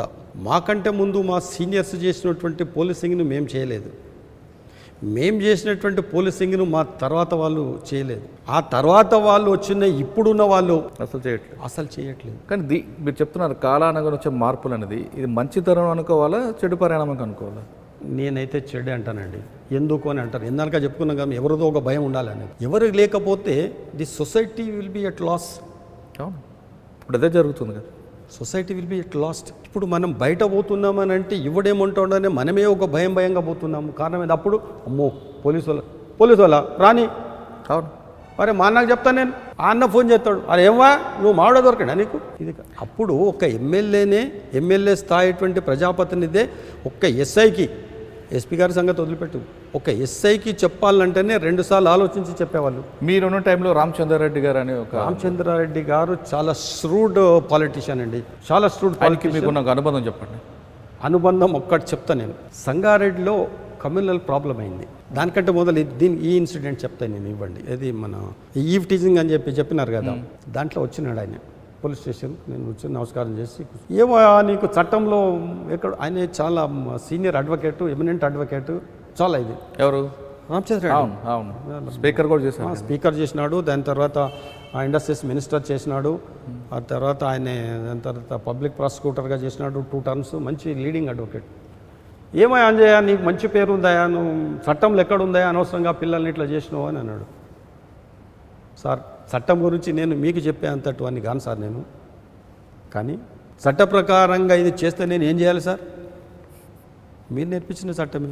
ఓ ఎఫ్ఐఆర్, 2 స్టేట్మెంట్స్ అని, arrest, remand, trial, witnesses hostile, clean, acquittal, honourable acquittal. వాడు మళ్ళీ కాల్ రేగేసి తిరుగుతాడు. అది కరెక్టే కదా నెక్స్ట్ అని నేను అన్నా. అరే అదంతా నడుస్తుందా, కానీ నువ్వు ఒక పోలీస్ ఆఫీసర్గా చేయకూడదు కదా. ఒక పోలీస్ ఆఫీసర్గా నేను చేయడము తప్పు అయి ఉండొచ్చు సార్, కానీ ఒక వ్యక్తిగతంగా మాత్రం, ఒక పౌరునిగా మాత్రం నా బాధ్యత అనుకున్నాను సార్ అని అన్నా. ఆ పెద్ద మనిషి ఏమనలే, సరే చట్టం అనేది ఒకటి ఉందని గుర్తుపెట్టుకో అని చెప్పి పోయండి. ఆయన మీద ఎంత ప్రెషర్ వచ్చినా నా మీద కంప్లైంట్ చేయలేదు, నా మీద చేయలేదు. సార్ ఇప్పుడు ఇదే కేసులో, ఇన్విటేషన్ కేసులో, సరే మీరు మంచో చెడో అయితే ఒక భయం అనేది క్రియేట్ అయింది, తర్వాత వాళ్ళ పని చేయకుండా ఉంటారు. విక్టిమ్స్ ఏమన్నారు? విక్టిమ్స్ ఏంటంటే దాని తర్వాత శిక్ష వాడికి పడతదా పడదా అనేది వేరు. మిగతా గర్ల్స్ ఎవరైతే ఉన్నారో, మాకు ఇటువంటి పోలీస్ ఆఫీసర్ ఇట్లా ఉన్నట్టయితే మాకు చాలా రక్షణ అని చెప్పి వాళ్ళకు ఆత్మవిశ్వాసం. నాకు జరిగిన దానికి సరి అయిన శిక్ష కోర్టులో ఎప్పుడు పడుతుందేమో తెలియదు, కానీ ఇప్పుడైతే సరి అయిన శిక్ష పడ్డదని చెప్పి దే ఆర్ హ్యాపీ. జనరల్గా ఇప్పుడున్న సిచ్యువేషన్లో చాలామంది అదే కోరుకుంటారు, ఇన్స్టెంట్ జస్టిస్ కోరుకుంటారు. కానీ ఇప్పుడు మనకి పరిణామాలు కొంచెం దూరంగా వెళ్తున్నాయి. కాదు, ఇన్స్టెంట్ అనేది you cannot take law in to your own hands. చట్టం అనేది ఉన్నది, కోర్టు అనేది ఉన్నది. అదే కోర్టుకు మనకు అదే సిఆర్పిసి, అదే ఎవిడెన్స్ యాక్ట్ అంతా ఒకటే. కానీ మీరు రిటైర్ అయిపోయి మాట్లాడుతున్నారు, రిటైర్ కాకముందు ఆ మాట అనలేదు కదా ఇప్పుడు మీరు. రిటైర్ కాకముందుకు అనలేదా అని అంటే నేను అన్నాను. ఎక్కడ అన్నానంటే పోలీస్ అకాడమీలో అన్నాను, సిడిటిఎస్ క్లాస్లో అన్నాను. అప్పుడు అనడం కాదు, ఎస్హెచ్ఓగా ఉన్నప్పుడు ఎప్పుడైనా అన్నారా? ఎస్హెచ్ఓగా ఉన్నప్పుడు అనడం అని అంటే అనే అవకాశం లేదు, మీలాంటి వాళ్ళు ఎవరు అడిగే అవకాశం లేదు. అంటే అప్పుడు ఏమన్నా చెప్పలేము.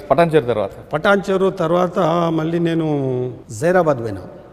అక్కడ దొంగతనాలు, అది రొటీన్ పోలీసింగ్, అక్కడ పెద్దగా ఇదేం లేదు. రైట్. అటు నుంచి మళ్ళీ ఇక్కడికి వచ్చా, అది సంగారెడ్డికి వచ్చా.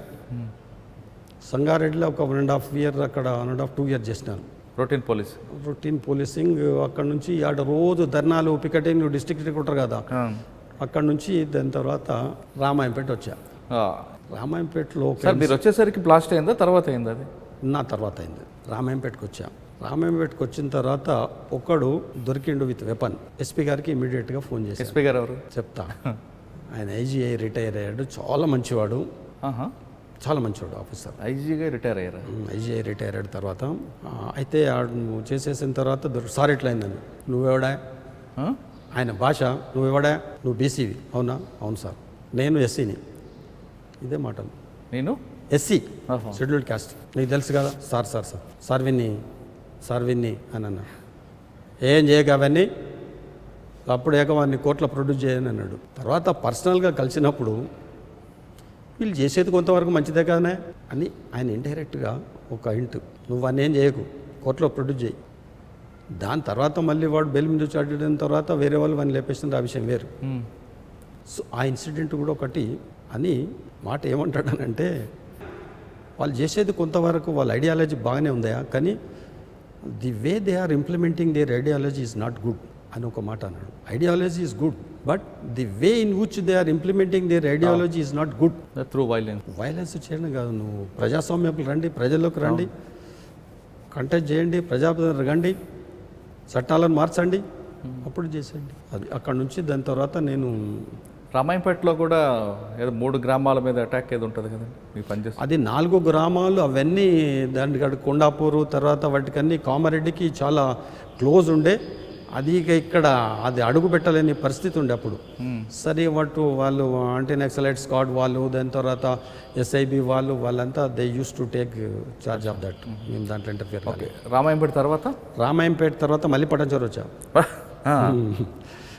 మళ్ళీ పటాన్చేరు వచ్చిన తర్వాత ఒక 2 monthsకే ప్రమోషన్ వచ్చింది. ఓకే, ప్రమోషన్ వచ్చేసి అప్పుడు సాంబశివరావు ఎస్పీ గారు అక్కడ పటాన్చేరులో సిఐగా, అది సంగారెడ్డిలో సిఐ. సంగారెడ్డి సిఐ ఉన్న తర్వాత ఆ నుంచి మహబూబ్ నగర్ విజిలెన్స్ పోవడం జరిగింది. అక్కడ నుంచి వచ్చి మళ్ళీ సిఐడిలో 2 years ఇన్స్పెక్టర్, 2.5 years అక్కడ నుంచి కోదాడు నుంచి కూకట్పల్లి, ఇదంతా ప్రస్థానం. ఓకే, సాంబశివరావు గారి దగ్గర యాక్షన్ ఎలా ఉంటుందండి? Is a practical man, very good officer.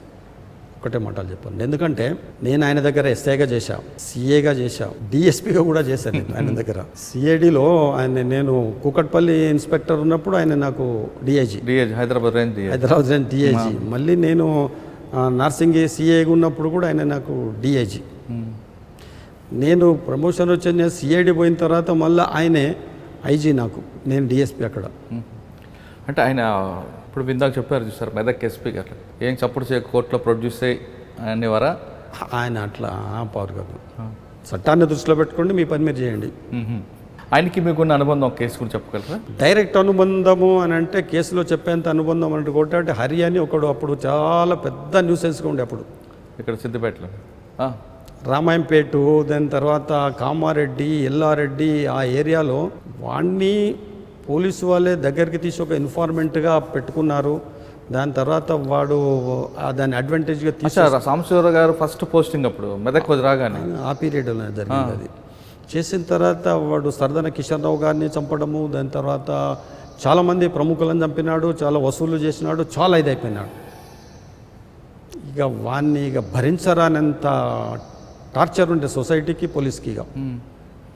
సరే అని చెప్పేసి వాని ఇన్ఫర్మేషన్ తోటి బోధనలో పట్టుకోవడము, దాని తర్వాత వాడు చనిపోవడం, ఇదంతా జరిగింది. చనిపోవడం అంటే పారిపోతుంటే అనేది కాదు, అన్నిటికీ పిడుకు పిండాకుడుకు ఒకటే మంత్రం పెట్లుంటుందండి. మరి మీరే అన్నారు కదా. నేను ఒక్కటే చెప్తాను మళ్ళీ మీకు, act according to the situation, keeping in view of the law and the constitution, that's it, అంతేగా. ఓకే, సరే. సాంబశివరావు గారి తర్వాత మీరు అక్కడ నుంచి నేను మహబూబ్ నగర్ విజిలెన్స్ పోయినాను. తర్వాత కోదాడ విజిలెన్స్ నుంచి సిఐడికి వచ్చి, సిఐడి నుంచి కోదాడ పోయినాను. సార్, కోదాడలో మీకు బాగా ఎందుకంటే చాలా లాంగ్ టర్మ్ పనిచేశారు, అక్కడ గుర్తుందా? 5 years చేశాను. 5 years కోదాడలో మీకు ఎందుకంటే మీకు నల్గొండ జిల్లాతో బాగా అనుబంధం కదా మీకు. పక్కా. అక్కడ మీకు బాగా గుర్తుండిపోయే కేసు ఒకటి ఏంటనంటే, అది నరసింహగూడెం అని ఒక విలేజ్ ఉన్నది, మునగాల పోలీస్ స్టేషన్ లిమిట్స్లో. అక్కడ ఫ్యాక్షన్ ఎట్లుండేనంటే కాంగ్రెస్ వర్సెస్ సిపిఎం, భయంకరమైన ఫ్యాక్షన్. ఆదిరెడ్డి అని నేను పోయిన ఒక నెల రోజులకు ఏమో అతన్ని మర్డర్ చేసినారు కాంగ్రెస్ వాళ్ళు. చేస్తే ఈ సిపిఎం వాళ్ళు ఏం చేస్తారంటే, ఊకే వాని మీద కేసు పెట్టు సార్, వీని మీద కేసు పెట్టు అని అన్నారు. ఇమీడియట్ రిటాలియేషన్, కాంగ్రెస్ సింపదైజర్ అందరి ఇల్లు తగలబెట్టారు, గమ్ము నూరుకున్నారు. శ్మశాన వైరాగ్యం, శ్మశాన ప్రశాంతత అక్కడ. మేము పోయినాము, రామనారాయణ గారు ఎస్పీ, మన మాధవరెడ్డి గారు హోమ్ మినిస్టర్, పోయి చూస్తే చేసేసిన తర్వాత ఏమున్నదిగా, చట్టం చేస్తుంది. సరే, వాడిని ఐడెంటిఫై చేయడము, తర్వాత అరెస్ట్ చేయడము, ఇదంతా జరుగుతుండే. అయితే అక్కడ ఆ సిపిఎం నాయకుని కొత్త నాతో బాగానే ఉంటుండే, పెద్ద మనిషి. ఏం రెడ్డి గారు, ఏంది ఇది, అట్లా చేయడం తప్పు కదా, పోలీసు వాళ్ళు ఉన్నారు కదా. కరెక్టే సార్, మీరు అనేది మీరు ఉన్నారు, మీరు ఎంతకాలం ఉంటారు ఇక్కడ? అంజయ్ అనేవాళ్ళు లేకపోయినా, మురళి అనేవాళ్ళు లేకపోయినా వ్యవస్థ అనేది ఉంటుంది కదా. ఉంటుంది సార్. గతంలో కేసులన్నీ తిరగవేసి చూసినట్టయితే మా అనుభవంలో ఈ ఫ్యాక్షన్ కేసులు ఎవి కూడా కన్విక్షన్ కావు 99%. కాబట్టి వాడికి ఏదో ఇది అవుతుందని మేము వెయిట్ చేయం మేము నమ్మం కూడా. కాబట్టి వాడిని ఎప్పుడోసారి పోతాడు సార్ వాడు కూడా అని చెప్పేసి వాడిని కూడా లేపేసిన తర్వాత ఒక 2-3 ఇయర్స్ తర్వాత. సో ఫ్యాక్షన్ అనేది ఎట్లుంటుంది అనేది ఆ రోజు అక్కడ చూసినాం. కోదాడులో ఇప్పుడు కోదాడులో మాదేంటి నరసింహలగూడెం అని విలేజ్, మునగాల్లో, తర్వాత మల్లారెడ్డిగూడెం అనేది మెళ్ళచోళ్ళు ఇప్పుడు అప్పుడు ఎస్ఐకి ఉన్నప్పుడు ఫ్యాక్షన్ ఎట్లుంటుంది అనేది చూపిస్తే కదా అది. సార్ వాళ్ళని కౌన్సిలింగ్ చేయడం ద్వారా మార్పు లేదా? కౌన్సిలింగ్ అంటే మీ దృష్టిలో అర్థమై ఉంటుంది అంటే పోలీస్ కౌన్సిలింగ్ అని కాదు కానీ మాటలతో ఏ కౌన్సిలింగ్ అయినా కానీ అది ఎట్లుంటుందంటే కౌన్సిలింగ్ వాళ్ళు ఈల్డ్ అయ్యి తర్వాత వాళ్ళు చేసే రకం కాదు. ఎందుకంటే వాళ్ళంతా కమిటెడ్ ఐడియాలజీతో ఉన్నారు. వాళ్ళ దగ్గర ఇంకొకటి గమనించినాను మేడం, మీకో నాకో ఏదన్నా కేసు అయితే మనల్ని ఒక 10 మందిని దాంట్లో ఇరికిచ్చినారు అనుకోండి కేసులు, మీరు ఫైర్ చేస్తారు సార్, నేను అమాయకులు సార్, నన్ను వదిలిపెట్టండి సార్, మాకు లేని ఏరేడు సార్, వాడిని తీసేయండి సార్, అదే ఇదని. అవును, వాళ్ళు అన్నారు 50 మంది మీద కేసు పెట్టారా, పెట్టుకోండి సార్. ఈ 50 మంది కూడా కోర్టు పోయినప్పుడల్లా చూసినప్పుడల్లా వాని ఎమ్మడి దొరుకుతూనే ఉంటాడు. ఈ 10 ఏళ్ళు కేసు నడిచిన రోజులు వాడు వీళ్ళ క్యాడరేగా, వాళ్ళ క్యాడరే. వాళ్ళు ఎంతమంది ఎక్కువ మంది మీద కేసు పెడితే అంత సంతోషం. ఎందుకు? 2 కారణాలు దానికి. అక్యూజ్డ్ ఎక్కువైనప్పుడు కేసు వీక్ అవుతుంది, ఓవర్ ట్యాక్స్ దాంట్లో ఒకటి. రెండోది ఏంటంటే వీళ్ళ క్యాడర్ స్ట్రెంత్ పెరుగుతుంది. క్యాడర్ స్ట్రెంత్ పెరుగుతుంది. నువ్వు ఒక్కరిని ఎక్కడైనా పోతుంటే నీకు ప్రొటెక్షన్ ఎవరు లేడు, మీ కెమెరామాను మీ ముత్తికాడ ముక్కాడ పట్టుకుంటాడు తప్ప. అదే తర్వాత 4 వీళ్ళందరూ నీకు ఏమడి వస్తూనే ఉంటారు. సో క్యాడర్ పెరుగుతుంది, దాని తర్వాత కేసు వీక్ అవుతుంది. అది వాళ్ళ స్ట్రాటజీ. ఓకే, కోదాడ తర్వాత ఇక కూకట్పల్లి తర్వాత కుక్కట్పల్లి వచ్చారు. కుక్కట్పల్లి వచ్చేసరికి మీ సీట్లో మీ పేరు వచ్చి కూర్చుంది. దానికి పోలీసులో ఒక సామెత ఉంది, fragrance reaches faster than the flower. Fragrance reaches faster than the flower. Murali ఒక మల్లెపూలు జేబులో పెట్టుకొని గేట్లు ఎంటర్ అవుతుందంటే మురళి కంటే మొదలే జేబులో ఉన్నటువంటి వాసన వచ్చేస్తుంది. సో పోలీస్ ఆఫీసర్ది before you take charge of a new posting, your reputation will take charge. Right, అది పోయి సీట్లో కూర్చుంటుంది. Your reputation will take charge. ఫలానా వాడు ట్రాన్స్ఫర్ అయ్యి ఫలానా చోటు నుంచి వస్తున్నాడంటే వీడు ఎవడు ఏంటి అనేది పబ్లిక్ కానీ నాయకులకు కానీ మా స్టాఫ్ కానీ అందరికీ వచ్చేస్తుంది. అది ఆ రెప్యుటేషన్ అనేది ఆటోమేటిక్గా కొంత ఆ రెప్యుటేషన్ ఒక 25% కంట్రోల్ అవుతుంది. రైట్ సార్, నాకు తెలిసి కుక్కట్పల్లి మీరు వచ్చేసరికి మీ గురించి ఆల్రెడీ మీరు ఛార్జ్ తీసుకోకముందే అప్పుడు సత్యనారాయణ ఒక ఎస్ఐ, గోవర్ధన్ అని ఒక ఎస్ఐ, ప్రతాప్ అని ఒక ఎస్ఐ, వీళ్ళందరూ సత్యనారాయణ గారు సీనియర్, అప్పుడు నా దగ్గర ఇంకో సత్యనారాయణ ఉండేవారండి. ఇంకో సత్యనారాయణ, గోవర్ధన్, దాని తర్వాత ప్రతాప్ ఇంటెలిజెన్స్ లో ఉన్నారు. వీళ్ళు ఎస్ఐలు.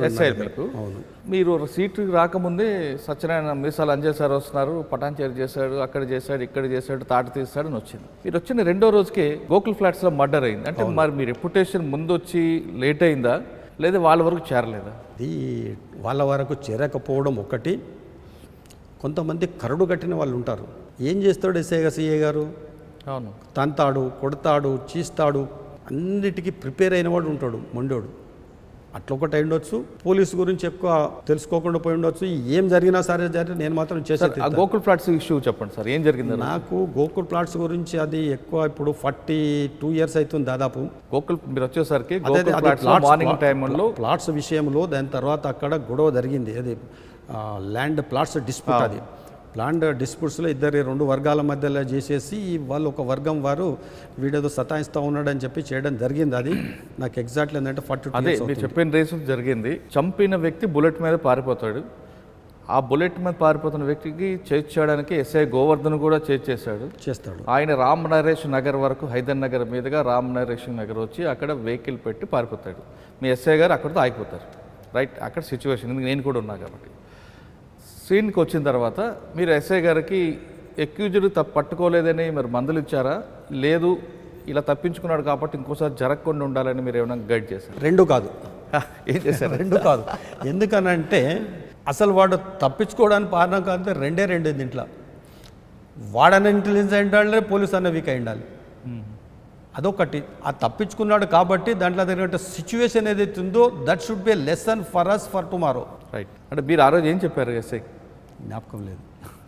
అంటే మేము అనాలిసిస్ చేసింది ఏంటంటే ఆ రోజు మిసాల్ అంజయ్ గారు ఎస్ఐ గారికి బందలు ఇస్తూనే ఒక ఇన్సిడెంట్ని దీన్ని ఎగ్జాంపుల్గా తీసుకొని అప్పుడు ఎస్పీ సురేంద్రబాబు గారు అనుకుంటా సురేంద్ర బాబు రామచంద్రరాజు రామచంద్రరావు సార్ ఒక స్టేట్మెంట్ ఇచ్చుంటారని. అప్పుడు మాకున్న పరిజ్ఞానంతో ఏమనుకున్నామంటే ఎక్యూజ్డ్ బుల్లెట్ మీద ఉన్నాడు. అప్పుడు విలేకరుగా ఇంత హుషారు లేవు కదా నువ్వు. ఉన్నాం అప్పుడు ఇప్పుడున్నంత హుషారు అప్పుడు లేవు. ఉంది, మీకు కనబడలేదు. అంటే అప్పుడులో మిమ్మల్ని రీడ్ చేసేంత టైం లేకుండా ఇది కరెక్ట్ మాట. అప్పుడు కూకట్పల్లి ఎట్లుండానంటే, అప్పుడు పాత ఆంధ్రప్రదేశ్లోనే కూకట్పల్లి పోలీస్ స్టేషన్ ఎట్లుండే అంటే రాత్రి 12 గంటలకు కూడా డే టైంలో ఉన్నంత బిజీ ఉంటుండే. మీకు అప్పుడు పోలీస్ స్టేషన్లు అంటే ఎస్ఆర్ నగర్, తర్వాత కూకట్పల్లి. ఎస్ఆర్ నగర్ ఇంకా తక్కువ, మా దగ్గరనే ఎక్కువ. మొత్తం ఐపీసీలో ఎన్ని కేసులు రిజిస్టర్ అవుతుండే అక్కడ. 511 వరకు ఉంటాయి అక్కడ. మొత్తం అన్ని కూడా మర్డర్ ఫర్ గెయిన్, లేదంటే అన్ని గ్రేవ్ అయి ఉంటాయి. All types. నీకు ఐపీసీలు ఎన్ని కేసులు అన్ని కేసులు అక్కడ రిజిస్టర్ అవుతుంది. అయితే ఆ కేసులో మేమే అనుకున్నాం, ఎక్యూజ్డ్కి బుల్లెట్ ఉంది, ఎస్ఐ గారికి హీరో హోండా ఉంది. ఆ వెహికల్ ట్రేస్ చేయలేకపోయింది, ఆ పికప్ అది రిపోర్ట్ ఇచ్చి ఉంటారని మేము అనుకున్నాం. వాస్తవం అంటారా? దానికి నీకు ఒక ఎగ్జాంపుల్ చెప్తా, ఒకటి మ్యాథమెటికల్ ఎగ్జాంపుల్ చెప్తాం. The accused was in 2x2 speed. Accused was 2x2, whereas the police officer was in 2+2 speed. అదేంటి సార్ రెండో కొత్త తిరిగానే ఉన్నాయంట. 2x2 అవును. ఎట్లా అవుతారు రెండు? అక్యూజ్డ్ 2x2 స్పీడ్లో ఉన్నాడు, పోలీసు 2+2లో ఉన్నాడు, 2+2 స్పీడ్లో ఉన్నాడు. చెప్పండి. ఇప్పుడు పోలీసులకి ఈ వ్యాన్లు, తర్వాత ఇది ఇవన్నీ ఇవన్నీ ఇప్పుడు అప్పుడేం లేకుండే కదా. ఇప్పుడు 2x2 2+2 ఏంటి సింపుల్ ఏంటంటే 2x2 ఎంత అవుతుంది? 4 ఇంటూ 2 మళ్ళీ ఇంటూ 2 4x2 8 అవుతుంది కదా. 2+2 4 +2 6 ఇట్లా చేసుకుంటావు. అందుకు సో అందుకొరకు అని చెప్పేసి అప్పుడు పోలీసులకు అంత వాహనాలు కానీ అంత ఇన్ఫ్రాస్ట్రక్చర్ కానీ లేకుండా ఇప్పుడు ఉన్నంత. ఇప్పుడు ఎక్కడైనా ఇప్పుడు బండి ఇక్కడ పట్టుకున్నదని అంటే అప్పుడు మీరు నేరం చేసినా లేదా అని వాని ఫింగర్ ప్రింట్స్ తీసేసి ఫింగర్ ప్రింట్ బ్యూరోకి పంపించేస్తే అది 6 months తర్వాత వాళ్ళు దాని తర్వాత మాన్యువల్గా అనలైజ్ చేసి మాకు పంపించేసే వరకు సంవత్సరం అవుతుండే. కానీ ఇప్పుడు అట్లా కాదు. వాడు నువ్వు దొరికినావు అక్కడంటే టక్కని అక్కడనే పెట్టేసి పంపిస్తే అక్కడనే దొరుకుతుంది రిజల్ట్. రైట్. సరే, కూకట్పల్లి మర్డర్ తర్వాత మీరు ఇంకా బాగా గుర్తుండిపోయిన కేసు చెప్పండి. అక్కడ కూకట్పల్లి తర్వాత నేను ఇంక అక్కడ నుంచి తర్వాత యాక్సిడెంట్ అయింది, తర్వాత లీవ్లో పోయినాను. కూకట్పల్లిలో మీరు కేపీహెచ్పీ కాలనీ 4th phase మీరు చేసిన కేసు ఒకటి చెప్పండి. ఏదబ్బా నాకు జ్ఞాపకం లేదు, చెప్పు. మీరు ఫస్ట్ డైలాగ్ చెప్పారు చూసారా, రౌడీ అయినా అవును నేనైనా ఎవరో పోలీస్ ఇద్దట్లో ఎవరో ఒకటి ఉండాలి. ఈ డైలాగ్ మీరు ఎక్కడ వాడారు చెప్పండి. వాడాను, కానీ ఎక్కడ వాడాను అనేది కేపీహెచ్బీ 4th phase వాడాను. అక్కడ బాగా ఆ టైంలో మలేషియా టౌన్షిప్ లేకపోవడం, రౌండ్ తిరిగి రావడం, పోలీస్ స్టేషన్ ఎవరైనా వస్తున్నారంటే గుట్ట మీద నుంచి అందరూ చూసేవారు. ఆ 4th phase తర్వాత రైల్వే ట్రాక్ తర్వాత అంతా అది అసలు ఎంట్రీ లేదు. ఆ ట్రాక్ కింద నుంచి ఒక చిన్న దాంట్లో నుంచి పోవడం జరుగుతుంది కాబట్టి అంతా చూసేవారు. కాబట్టి మీరు వాళ్ళకి ఒక వార్నింగ్ ఇచ్చేయలేరు, ఇక్కడ ఉంటే పోలీస్ అయినా ఉండాలి లేదా మీరైనా ఉండాలి, ఇద్దరు ఉంటే కుదరదని చెప్పారు. ఆ డైలాగ్ తర్వాత సినిమాలు రావడంతో ఇది అంజయ్ గారి డైలాగ్ అని మేము చెప్పుకునేవాళ్ళం. అవునా? Okay, thank you. రైట్. ఆ తర్వాత మీకు యాక్సిడెంట్ అయినట్టుంది. ఆ యాక్సిడెంట్కి ఒకసారి చెప్పు. యాక్సిడెంట్ ఏం లేదండి. ఆ రోజు ఏంటంటే నేను నల్గొండలో ఒక సెషన్స్ కోర్టుకి అటెండ్ చేసుకోవడానికి పోయినాను. పోతే అక్కడ ఏం జరిగిందంటే మా దగ్గర ప్రతాప్ అని అప్పుడు ఎస్ఐ అండి, నాకు నైట్ డ్యూటీ ఉంటే, సార్ ఈ దొక్కు జీప్లు ఏం పోతారు సార్, నేను అది ట్రావెల్స్కి చెప్పి ఒక కారు తెప్పిస్తాను సార్, దాంట్లో పోండి అంటే సరేనే తెప్పి అని అంటే రాత్రి 3 గంటల వరకు ఆ రోజు పెట్రోలింగ్ చేసేసి నైట్ డ్యూటీ ఉండని తిరిగి అదే నిద్రలతోటి పోయినాను. మీరు పోయి పడుకోండి సార్, నేను ఎవరైనా పంపిస్తానంటే ఒక కానిస్టేబుల్ వచ్చినాడు కారు తీసుకొని. ఆ కానిస్టేబుల్ ఎవడో తెలియదు నాకు, ఆ కార్ నెంబర్ తెలియదు, కార్ డ్రైవర్ కూడా తెలియదు. వాడు వచ్చేసి ఇంటి ముందర ఆగినాడు. తర్వాత నేను వచ్చేసి వెనక సీట్లో కూర్చున్నా, నల్గొండ పోయినాను. నల్గొండలో కోర్టు అటెండ్ చేసినాను. మళ్ళీ కిందికి వచ్చేసే వరకు కార్లో వెనక సీట్లో కూర్చొని వస్తున్నాయి. ఇక హయత్ దగ్గరికి వచ్చేసిన తర్వాత నేను నిద్రమబ్బులు అసలు నాకు తెలియదు. పడుకుని ఇట్లా రివాల్వర్ పక్కన ఉన్నది, ఇదంతా నేను ఇట్లే ఉన్నా, నిద్ర లేదు కదా. అటు ఓవర్టేక్ చేసి పోయి ఒక ఆర్టీసీ బస్సును గుద్దేసిండు ఈ కార్ డ్రైవర్, నేను కూర్చున్న కార్ డ్రైవర్. సో ఫస్ట్ ఆ కారు అంబాసిడర్ ఎట్లయిందంటే ముందర ఎంత ఉంటుంది అది ఇట్లా అయిపోయింది. డ్రైవర్ చనిపోయినాడు, వాడు చనిపోయిన విషయం తెలియదు, నాకు ఏది తెలియదు.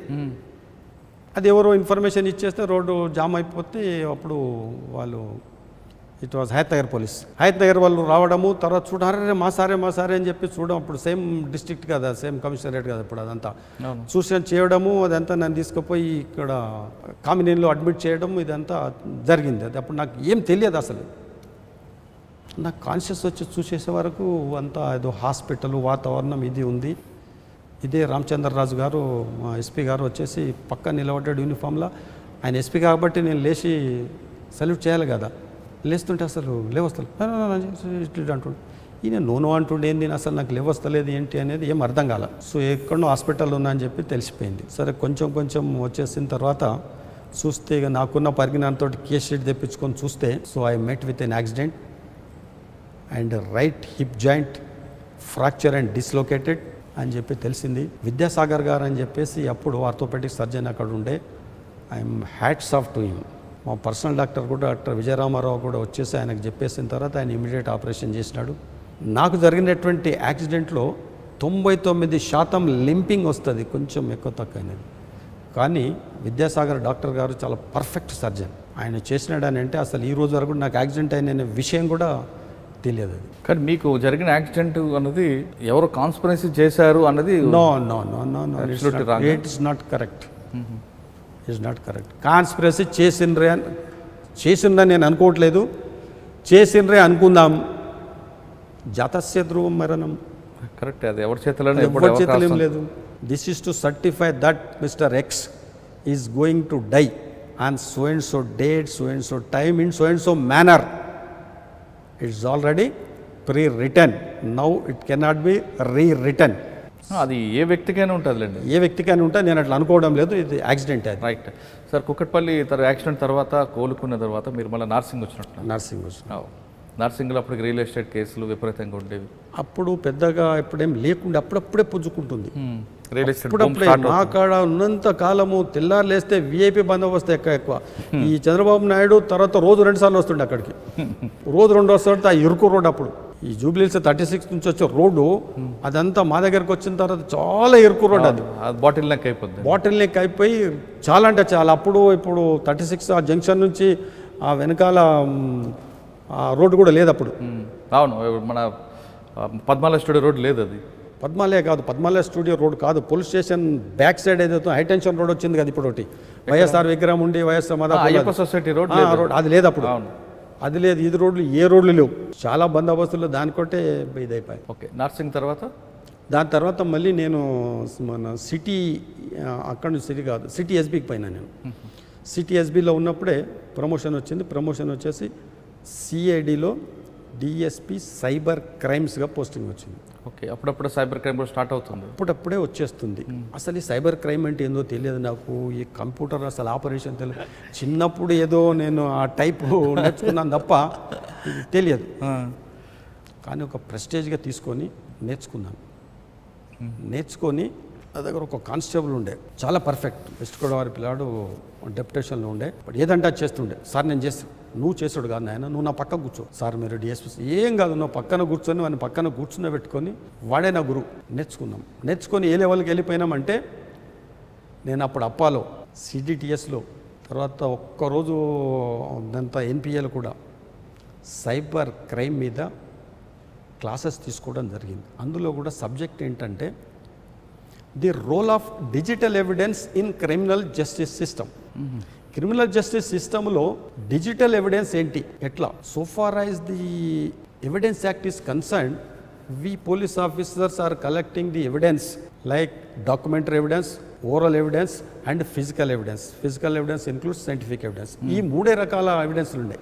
సో ఈ 3 రకాల ఎవిడెన్స్లో కాకుండా ఇప్పుడు digital evidence has now come into existence.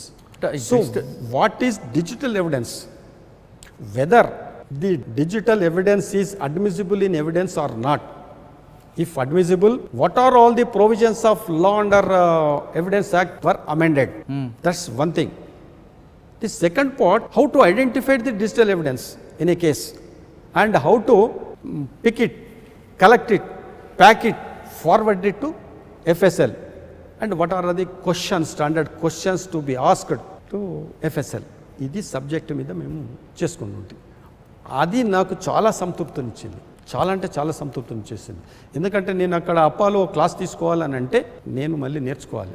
అక్కడ ఒకటి మాక్ ట్రయల్ కండక్ట్ చేయించేట్టు, మాక్ ట్రయల్. ఆ ట్రైనీస్ ఉన్న దాంట్లో కూడా ముగ్గురిని 3-4 పార్ట్స్కి ఇట్లా డివైడ్ చేసేసి, ఒకరేమో ఇన్వెస్టిగేటింగ్ ఆఫీసర్ రోల్, ఒక కంప్లైంట్ ఇచ్చేసి మీరు దీని what are the provisions of this complaint, మీరు కేసు రిజిస్టర్ చేయండి. మీరేమో దాని తర్వాత కోర్టులో ప్రొడ్యూస్ చేసేస్తాం, the public prosecutor you marshal the evidence, judge గారేమో you appreciate the evidence, defence ఏమో యూ డిఫెండ్ ది అక్యూజ్. వీళ్ళ నలుగురికి కూడా విడివిడిగా ట్రైనింగ్ ఇచ్చింది. మళ్ళీ ఒక కంప్లైంట్ ఇచ్చేసి ఈరోజు ఇచ్చేసి నెక్స్ట్ డే మీరు కేసు రిజిస్టర్ చేయండి అని అంటే ఇప్పుడు చెప్తాడు, ఈ టీం చెప్తుంది, టీం ఏ చెప్తుంది, according the contents of the complaint, the provisions of IT act, information technology act and IPC, these are the provisions sir, we have registered case and we have collected this evidence అనేది చెప్తాడు. So our investigating agency has collected this అని public prosecutor కోర్టుకి వినిపిస్తాడు. అచ్చా, group discussion లాగా. Group ఇది మాక్ trial అంటారు దీన్ని. mock మాక్ ట్రయల్ చేసేసిన తర్వాత జడ్జి గారు కూడా దీన్ని అప్పుడు డిఫెన్స్ వస్తాడు. ఈ డిఫెన్స్ కూడా ఏం క్వశ్చన్స్ అడగాలని మేమే ట్రైనింగ్ అంటే సినిమాకి కథ, స్క్రీన్ ప్లే, దర్శకత్వం అంతా చేసేసిన తర్వాత అక్కడ ఇది జడ్జిమెంట్ కూడా మీరే. జడ్జ్మెంట్ కాదు, ఆయనే తర్వాత చేయాలి. ఆల్రెడీ జడ్జిస్, రిటైర్డ్ జడ్జిస్ ఉంటారు. అది మాక్ ట్రయల్, మాక్ ట్రయల్ అంటే ఆడ జడ్జి ప్లేస్లో ఒకరు కూర్చోవాలి. అవును, అక్కడ ఎవరు ఉంటారు? అక్కడ జడ్జి ప్లేస్లో జ్యుడిషియల్ ఆఫీసరే. అది అడుగుతున్నా. ఈడ చేసేసిన తర్వాత వాళ్ళు కూడా మామూలు కేసులో రికార్డ్ చేసినట్టు కాదు, ఇది టెక్నికల్ దీంతో రికార్డ్ చేయాలి. సో ఇది ఇటువంటి అనేది నాకు అక్కడ ఉండంగా నేను మొత్తం ఇది నాకు చాలా తృప్తినిచ్చింది. సిడిటిఎస్లో కూడా నేను ఒక క్లాస్ తీసుకుని ఉంటే ఆ క్లాస్లో నాకు ఆల్ ఇండియా నుంచి, నాకు బిఎస్ఎఫ్ నుంచి, సిఐఎస్ఎఫ్ నుంచి, దాని తర్వాత ఆర్మీ నుంచి, నేవీ నుంచి, ఎయిర్ ఫోర్స్ నుండి, తర్వాత ఈ మా పోలీస్ ఆఫీసర్స్ కూడా మొత్తం డిఫరెంట్ కమిషనర్స్ నుంచి, ఢిల్లీ, ముంబై, కలకత్తా అందరి నుంచి వచ్చేసి అక్కడ చేసినారు. ఆ క్లాస్లో తీసుకుని నాకు చాలా తృప్తినిచ్చినారు. సరే, సైబర్ క్రైమ్. ఓకే, డిఎస్పీ అక్కడ నుంచి ఇంకో లాండర్కి మళ్ళీ వచ్చారా? దాని తర్వాత నేను డిఎస్పీ గద్వాల్కి వెళ్ళాను. ఓకే, గద్వాల్లో పనిచేస్తున్న తర్వాత అప్పుడు Rajasekhar Reddy has picked me. ఎందుకు సార్ పోస్ట్ ఉంటుండగా మీరు ఇందులో రావాల్సి వచ్చింది పొలిటికల్గా? మీకు చాలా సర్వీస్ ఉంది కదా అప్పటికి. సర్వీస్ ఉండే, నేను పాలిటిక్స్ అంటేనే ఆమె దూరంగా ఉండేవాడిని. I was not interested. కానీ రాత్రి దాని తర్వాత ఆయన పిలవడము, అప్పటికి 32 years సర్వీస్ అయింది, పిలవడము, అదే రోజు రాత్రి దాని తర్వాత వాలంటీర్ రిటైర్మెంట్ పెట్టడము, తెల్లారి పోయి నామినేషన్ వేయడం, ఇదంతా నేనున్నా నువ్వు పోన్నాడు అంతే ఒకటే మాట. కరెక్టే, కానీ అప్పుడున్న పరిస్థితుల్లో, అంటే అప్పుడున్న పరిస్థితులు ఏంటంటే మురళి గారు, నేను చెప్తా మీకు. సిద్దిపేటలో మీకు బేస్, సిద్దిపేటలో కేసీఆర్ గారికి మీకు అనుబంధం ఏంటి అప్పటికి, ఏ విధంగా ఉండేది? కేసీఆర్ గారు నాకంటే 2 years జూనియర్ కాలేజీలో. కేసీఆర్ గారు నాకంటే 2 years జూనియర్. ఆయనకు నాకు అప్పుడు మంచి రిలేషన్, దాంట్లో ఏం డౌట్ లేదు. ఒక మంచి కాజ్ గురించి కష్టపడుతున్నాడు, పనిచేస్తున్నాడు, వి అప్రిషియేట్. పార్టీ పెట్టే మొదలు కూడా 2 సార్లు చేస్తే కలవడం జరిగింది. శేఖర్ యూ గో హెడ్ అని కూడా అప్పుడు చెప్పడం జరిగింది. ఆయన చేసినాడు.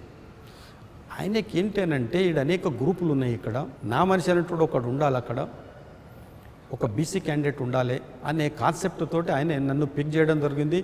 ఇంకెంతకాలం చేస్తావు, హాయిగా సరిపోయిందిలే, పిల్లలందరూ సెటిల్ అయినారు కదా, రిటైర్ అయినాక కూడా ఏం చేస్తావు. కానీ రాజశేఖర రెడ్డి గారి ఉద్దేశం ఒక విధంగా మంచిదే, నా క్యాండిడేట్ ఒకరు సిద్దిపేట, నా మనిషి అక్కడ ఉండాలి. ఎందుకంటే సిద్దిపేట అంటే కేసీఆర్ గారు, హరీష్ రావు గారు అన్నది ముద్రపడింది, అది బ్రేక్ చేయాలనేది మిమ్మల్ని. అట్లా అదొక్కటి బ్రేక్ చేయాలనేదే కాకుండా ఇక్కడ కాంగ్రెస్లో అనేక గ్రూపులు ఉన్నాయి. ఒక గ్రూప్కి ఇచ్చేస్తే ఇంకొక గ్రూప్ వాడు పని చేయడేది ఎట్లయితే ఈయనకి ఇచ్చినట్టయితే అందరు కలిసి చేస్తారు కదా అని చెప్పేసి అని ఉద్దేశం. అందరు కలిసి. కానీ అప్పుడు చాలామంది మీ బ్యాచ్మెంట్స్ అవ్వచ్చు, మీ సబార్డినేట్స్ కూడా అంజయ్ సార్ తొందరపడ్డాడేమో. ఇది తొందరపడ్డాడు అని అంటే, వాళ్ళు తొందరపడ్డాడు అనడానికి ఒకే ఒక కారణం ఏంటనంటే, సిద్దిపేటలో అప్పుడు తెలంగాణ యాజిటేషన్ చాలా ఉధృతంగా ఉంది. వీడు పోయి అక్కడ కంటెస్ట్ చేసి గెలుస్తాడా, అనవసరంగా ఒక అడిషనల్ ఎస్పీ ఉద్యోగం వదిలిపెట్టుకొని ఎందుకు పోయినాడు, ఇది అది అని చెప్పేసి. సో నాకంటే సీనియర్స్ వాళ్ళు అడ్వర్టైజ్ అని అంటే, నువ్వు అడిషనల్ ఎస్పీ అవుతావు, ఈఎస్పీ నానికి ఆర్డర్ అవుతావు, అయితే ఏమవుతుంది, రిటైర్ కాక తప్పదు కదా, ఇంకో 1 year 2 years దాకా తప్పదు కదా. సో వాట్ ఆఫ్టర్, ఇది ఉంది కంటిన్యూగా. రాజశేఖర్ రెడ్డి గారు ఆయన చనిపోవడం నా దురదృష్టం.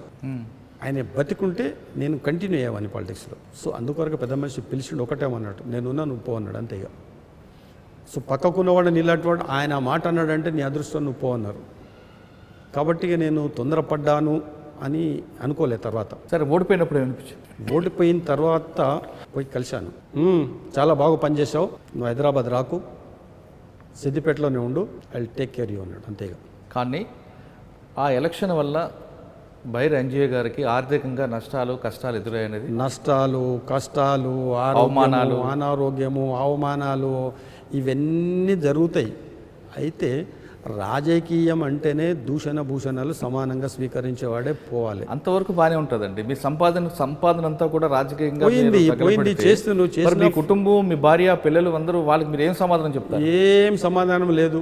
వచ్చేటప్పుడు ఏం తీసుకెళ్ళలేదు, పోయేటప్పుడు ఏం తీసుకుపోవద్దు, పోలేమనేది ఒక్కటి. ఇవ్వని కష్టం మీద ఇవ్వని దాని మీద వాడు బతకాలే తప్ప మన మీద విని సంపాదించి పిల్లలకు పెట్టాలి అనేది కాదు. వాడిని కథ వాడు చెప్పాడు, చదువుకుంటాడు, పోయింది పోని. భగవంతుడు ఒక విధంగా పోగొట్టుకున్నాడు, ఇంకో విధంగా ఇస్తాడు. అంటే కొంతమంది మీ అభిమానులు మాత్రం మీ గురించి తెలిసిన వాళ్ళు అంజయ్ గారి సంపాదన అంతా రాజకీయాల్లో దిగి పాటు చేసుకున్నారని ఒక వర్గం. అంటే అట్లా ఒక వర్గం అంటే మంచి పేరు కూడా వచ్చింది కదండి. అప్పటి ఆంధ్రప్రదేశ్లో 1000 మంది డిఎస్పీలు ఉన్నారు. రిటైర్ అయినకి ఎవరికి ఆ గుర్తింపు రాలేదు. మీరే అంటారు ఇప్పుడు అంజయ్ గారు అని అంటే, అరే మావాడు అండి అప్పుడు పొట్టి చేసినాడు కదా అంటాడు. ఇప్పుడు నేను విజయవాడ పోయింది అనుకోండి, సార్ మీరే కదా సార్ పొట్టి చేసింది అని అంటాడు. కానీ గుర్తింపు అయితే వచ్చింది. హరీష్ రావు మీద మీరు ఓడిపోవడం, హరీష్ రావు మీదన, అది ఎల్లయ్య మీదన, మల్లయ్య మీదన అనేది నేను I don't consider that. I was Congress candidate, he was TRS candidate. నాకున్న బలం వైఎస్, అప్పుడు వాళ్లకు ఉద్యమం బలం. కరెక్ట్. ఆ ఉద్యమ నేపథ్యంలో ఉద్యమం ఉధృతంగా ఉన్న రోజుల్లో కూడా మేము 29-30 వేల ఓట్లు తెచ్చుకోగలిగినాం. నా తర్వాత మళ్ళీ నాకు చేయమంటే కూడా నేను చేయని అంటే కూడా రోషయ్య గారు పిలిచి, ఏమయ్యా నువ్వు సార్ నాకు విశాలు బాగానే ఉన్నాగా ఎందుకు చేయమన్నాడు. వద్దు సార్ అన్నాడు. నా తర్వాత ఇచ్చినారు. నేను 30,000 ఓట్లు తెచ్చుకుంటే వాళ్ళకి 11,000 ఓట్లు వచ్చినాయి. మేము కూడా పనిచేసినాం. నౌ రిటైర్డ్ లైఫ్, ఆరామ్, నో పాలిటిక్స్. కానీ మీకు వ్యతిరేక వర్గం ఉంటుంది డిపార్ట్మెంట్లో ఉంది, ప్రతి దవల్లో ఉంటుంది. వ్యతిరేక వర్గం మాత్రం అంజయ్ సాబ్ ఎక్కడ పనిచేసినా అక్కడ పనిచేశాడు, బాగా సంపాదించుకున్నారు. సిద్దిపేటలో కోట్లాది రూపాయల స్థలాలు ఉన్నాయి, ఒక ఫంక్షన్ హాల్ కట్టాడు, ఎక్కడ చూసినా ఆయన స్థలం అంటూ ఒక ఆరోపణ తీసుకొచ్చారు. చూడండి మురళి గారు, ఒక సత్కార్యానికి 1000 విఘ్నాలు అంటారు. నంబర్ 1. నంబర్ 2, ప్రతి మనిషి కూడా మంచి చెడు 2 ఉంటాయి. అనేవాడు అంటనే ఉంటాడు. తర్వాత మనము ఫైనల్గా we have to answer to our conscious. దానికైతే నిజం చెప్పాలి కదా, తప్పకుండా మనం దానికి సమాధానం చెప్పుకోవాలి. ప్రతి దాంట్లో కూడా పోలీసులో కానీ, సివిల్ సర్వీసెస్లో కానీ, రాజకీయంలో కానీ, వ్యవస్థలో ఎక్కడైనా ప్రతి వ్యవస్థలో ఉంటుంది. ఓర్వలేక దాని తర్వాత ఏదోటి అబండాలు వేసి చేసేస్తారు. ఏం లేకపోతే ఒకటి వేసేసేయాలి, ఏం లేకపోతే ఏదో ఒకటి వేసేసేయాలి. వేయడానికి, ఆరోపణలు చేయడానికి పెద్దగా ఇదేం అక్కర్లేదు కదా. అంటే ఇటువంటి ఆరోపణలు రాజకీయాల సహజం. ఇప్పుడు మీ మీద రాజకీయ నేపథ్యంతో వచ్చింది కదా ఇది ఈ ఆరోపణ. కాదు. ఇప్పుడు ఇటువంటి ఆరోపణలు, ఈ కోట్లాది రూపాయల స్థలం సిద్దిపేట మెయిన్ రోడ్లో సంపాదించారు, ఫంక్షన్ హాల్ కట్టాడు అన్నది రాజకీయ ప్రత్యర్థులు చేస్తే దానికి ఒక అందం, దానికి పద్ధతి ఉంటుంది. ఎందుకంటే జెలసీ కానీ మీ profession correct you are right. Jealousy అనేది రాజకీయంలో ఉంటుంది, ప్రొఫెషనలిజంలో కూడా ఉంటుంది, ప్రొఫెషనల్స్ కూడా. కానీ రాజకీయ ప్రత్యర్థులు చేస్తారని దానికి అర్థం. దీంట్లో కూడా ప్రత్యర్థులు ఉంటారు. ఫర్ యువర్ ఇన్ఫర్మేషన్, పోలీసులో కూడా ప్రతి మనిషికి ఒక అభిమానులు ఉంటారు, దాని తర్వాత ప్రత్యర్థులు ఉంటారు. ఉండొచ్చు. నేను అంటే దానికి తీసి పారేట ప్రతి వ్యవస్థలో పోలీసే కాదు, ప్రతి డిపార్ట్మెంట్లో ఉంటారు. ఎందుకు ఇంట్లోనే ఉంటాయి. ఇప్పుడు నా చేత సస్పెండ్ అయిన వాడు, నా క్వశ్చన్ అది కదండి. మన ఇంట్లో మన రక్తం పంచి పుట్టుకున్న అన్నదమ్ముల మధ్యన కూడా జెలసీ ఉంటుంది. నేను దాన్ని తప్పట్టట్లేదు, సహజం అది. కానీ అంజయ్ సాబ్ మంచి వ్యక్తి, అంజయ్ సాబ్ బాగా చేశాడు అన్న నోరులే ఇది ఒకటి కూడా పడతానే ఉంటుంది. వీడు ఇట్లా చేసాడు, అంజయ్ గారికి ఇంత కోట్లాది రూపాయల సెలవు వచ్చింది, బాగా సంపాదించాడు. మొత్తం తీసుకోమనండి, మొత్తం తీసుకోమనండి, ఎక్కడెక్కడో తీసుకోమని. అటువంటి వార్తలు మీకు విన్నప్పుడు, అంటే వినే ఉంటారు ఆల్రెడీ, మీకు బాధ అనిపించలేదా? బాధ అనిపిస్తుంది, సహజం. ఎందుకు అనిపిస్తుంది అని అంటే మీ గురించి తెలిసిన వ్యక్తి ఈ విధంగా, నా గురించి తెలిసిన వ్యక్తి అన్నాడు, నా చేత ఎవడన్నా నష్టపోయినోడు, అరెస్ట్ కాబడ్డాడో, లేకపోతే తన్నులు తిన్నోడో, లేకపోతే ఇంకొక విధంగా ఏదో ప్రొఫెషనల్ జెలసీలో వాడు మేము ఒకటే, వాడు ఇట్లా ముందుకు వెళ్ళిపోయా నాకెట్ చేసి అటువంటి అంటాడు. It's common. We are answerable to law. కరెక్టే. సరే, రిటైర్ అయ్యారు. 2 సార్లు ఎలక్షన్లో రాజశేఖర రెడ్డి గారి టైంలో, రాజశేఖర్ గారి టైంలో రాజకీయ వచ్చారు. ఇప్పుడు ఏం చేస్తున్నారు? ఇప్పుడు ఏం లేదండి, ఇంత వ్యవసాయం, ఇంత బిజినెస్, రిటైర్డ్ లైఫ్, ఆరాముగా ఉన్నా. అండ్ అన్ని పార్టీలకు కూడా సమాన దూరం. అందరు వస్తారు నా దగ్గరికి, ఇక్కడికి. టీఆర్ఎస్ వాళ్ళు వస్తారు, బీజేపీ వాళ్ళు వస్తారు, కాంగ్రెస్ వాళ్ళు వస్తారు, అందరు వస్తారు. అందరు అజాతశత్రుగా మారిపోయారు. అందరితోటి బాగుంటున్నారు. ఓకే, ఇక మనం పోలీసింగ్ ఒకసారి వెళ్దాం sir. Basic policing, old policing నుంచి ఇప్పుడు మనం ఈ ప్యాటర్న్ మారుతూ వచ్చింది. ఇది సిచ్యువేషన్ ఇందాక మన డిస్కషన్లో కూడా ఇది పెరుగుట విరుగుట అనే టైప్లో వస్తుంది. దీని కలియుగ అంతం అనేది ఎక్కడో పులుస్టాప్ పడుతుంది అంటున్నారు. ఇప్పుడున్న పోలీసులు మరీ అంత, కొంతమంది, అందరూ కాదు, కొంతమంది మరీ అంత పొలిటీషియన్ దగ్గరికి వెళ్ళి అంత దారుణంగా ఉండాల్సిన అవసరం ఉందంటారా?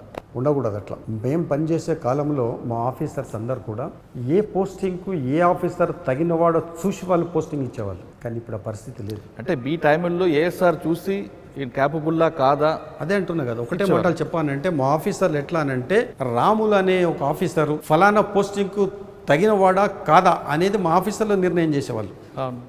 నిర్ణయం చేసేసి 99% ఆఫీసర్స్ పోస్టింగ్స్. అప్పుడు ఇప్పుడు ఆఫీసర్స్ పోస్టింగ్ లేవు కదా, పొలిటికల్ పోస్టింగ్. ఆఫీసర్స్కు సీనియర్ ఆఫీసర్స్కు ఇచ్చే అవకాశం కలిగిస్తలేరు వీళ్ళు. అవును. దానివల్ల సమాజానికే నష్టం. అంటే సీనియర్ ఆఫీసర్స్ కూడా ఏమంటున్నారంటే పబ్లిక్ రిప్రజెంటేటివ్ కాబట్టి ఆయనకున్న డిమాండ్స్ అనుకుంటాయి. నేను అదే అంటున్నా కదా, ఆయన డ్యూటీ ఆయన సక్రమంగా నిర్వర్తించలేకపోతున్నారు, వీళ్ళని నిర్వర్తిస్తలేరు వీళ్ళు. అది మంచిది కాదు సమాజానికి. ఓకే, ఇంకా ఫైనల్గా వద్దామండి. ఇప్పుడున్న జనరేషన్లో ఉన్న పోలీస్ ఆఫీసర్స్కి మీరు ఇచ్చే మెసేజ్ ఏంటి? అదేవిధంగా పోలీస్ ఆఫీసర్ అవ్వాలనుకుంటుంటారు చాలామంది, ఖచ్చితంగా వీలాగా ఏ విధంగా ఉన్నారు డిపార్ట్మెంట్లో యూనిఫామ్ సర్వీస్ రావాలనుకుని వస్తుంటారు, వాళ్ళకి మీరు ఇచ్చే మెసేజ్? ఏం లేదండి, యంగ్స్టర్స్కి అందరికీ నేను ఇచ్చే మెసేజ్ ఒకటే, చట్ట ప్రకారంగా మీ పని మీరు చేయండి. At the same time you are answerable to your conscious. నీవు ఇక్కడ రాజకీయ నాయకులు చెప్పినట్టు వినలేదు అంటే నిన్ను ట్రాన్స్ఫర్ చేస్తారు. ఈ ప్లేస్ నుంచి ఇంకొక ప్లేస్కి పోతాడు. నీకు అక్కడ కూడా ఐపీసీ సిఆర్పిసి ఉంది, అక్కడ కూడా పబ్లిక్ ఉన్నారు, అక్కడ కూడా నీకు మా తర్వాత కింద సబార్డినేట్స్ ఉన్నారు, అక్కడ కూడా ఆఫీసర్స్ ఉన్నారు, అంతటా ఉన్నది. Makes no difference. కాబట్టి మీరు అన్నట్లు కాదు, నాన్ ఫోకల్ పోస్టుల కోసం చూస్తున్నారు కదా చాలామంది. నువ్వు నిజాయితీగా ఉంటే నీకు తప్పకుండా ఫోకల్ పోస్టింగ్స్ వస్తాయి. కరెక్టే. అంటే అప్పుడులో ఉన్న ఆఫీసర్ సపోర్ట్ ఉంది, మాకు ఆ ఆఫీసర్ యొక్క క్యాపబిలిటీ చూసుకున్న ఆఫీసర్ పోస్టింగ్స్ ఉండేవి. ఇప్పుడు అలా కాకుండా వీఆర్ వేస్తే వాళ్ళ కుటుంబం ఆర్థికంగా కష్టాలు, నష్టాలు. దాన్ని లెక్కలో పెట్టుకోవద్దు. నీ జీతం వేస్తుందో నువ్వు you should move with in that limit. Budget చేసుకో, ఆ బడ్జెట్లోనే నువ్వు ప్లాన్ చేసుకో. నెక్స్ట్ ఇప్పుడు వస్తున్న జనరేషన్ ఇదే. నువ్వు కరెక్ట్ ఉంటే వాడు నీ జోలికి రాడు, ఏ పొలిటీషియన్ రాడు, ఏ రౌడీ రాడు, ఎవడు నీ జోలికి రాడు. నువ్వు కరెక్ట్ ఉంటే. నువ్వు తప్పు చేసేస్తే నేను బ్లాక్మెయిల్ చేస్తాడు వాడు. నువ్వు అప్పరైట్గా ఉన్నావు అనుకోండి, నీ జోలికి ఎవడు రాడు. అరే వాడు స్ట్రిక్ట్ రాబాయ్ ఆయన జోలికి పోదు, అవునా? సో అందుకొరకు మనం తప్పు చేయొద్దు. మనం తప్పు చేస్తే వాడిని మన చేత ఇంకొక తప్పు చేపిస్తాడు వాడు. అది చేద్దు. ప్రజలకు సేవ చేయాలంటే ఖచ్చితంగా పోలీస్ డిపార్ట్మెంట్ రండి అంటున్నారు అంజయ్ గారు. కానీ ఎక్కడికి వచ్చినా ప్రజలకు న్యాయం చేయండి, సామాన్యుడికి న్యాయం చేయండి. మీరు సామాన్యుడికి న్యాయం చేసి ఎక్కడ కూడా కరప్షన్ లేకుండా చేస్తే ఖచ్చితంగా ఏ పొలిటీషియన్ కూడా మీ దరిదాపులు కూడా రాడు అంటూ ఆయనకున్న చరిత్రలో ఆయన ఎగ్జాంపుల్ చెప్పుకొచ్చారు. ఖచ్చితంగా మీరందరూ పోలీస్ డిపార్ట్మెంట్ రండి, ప్రజలకు సేవ చేయండి. కానీ ఎక్కడ కూడా మీరు భయపడాల్సి పనిచేసిన అవసరం లేదు. పోలీసులు ఎప్పుడు కూడా ప్రజల గుండెల్లో ఉండే వ్యక్తులు కాబట్టి ప్రజలకు అనుబంధంగా ప్రజలతో నిత్యం మమ్మకే ఉండే డిపార్ట్మెంట్ పోలీస్ డిపార్ట్మెంట్ మాత్రమే. ఖచ్చితంగా అందరూ పోలీస్ డిపార్ట్మెంట్ అంటే. ఇది ఈ వారం బైరి అంజయ్ గారితో ఎక్స్క్లూజివ్ ఇంటర్వ్యూ. వచ్చే వారం మరో గెస్ట్తో మళ్ళీ కలుద్దాం. అంతవరకు నమస్కారం. Thank you very much Murali గారు. ఆఫ్టర్ లాంగ్ టైం కలుస్తున్నాం. Thank you very much. నా కోరిక తీర్చారు సార్ మీరు.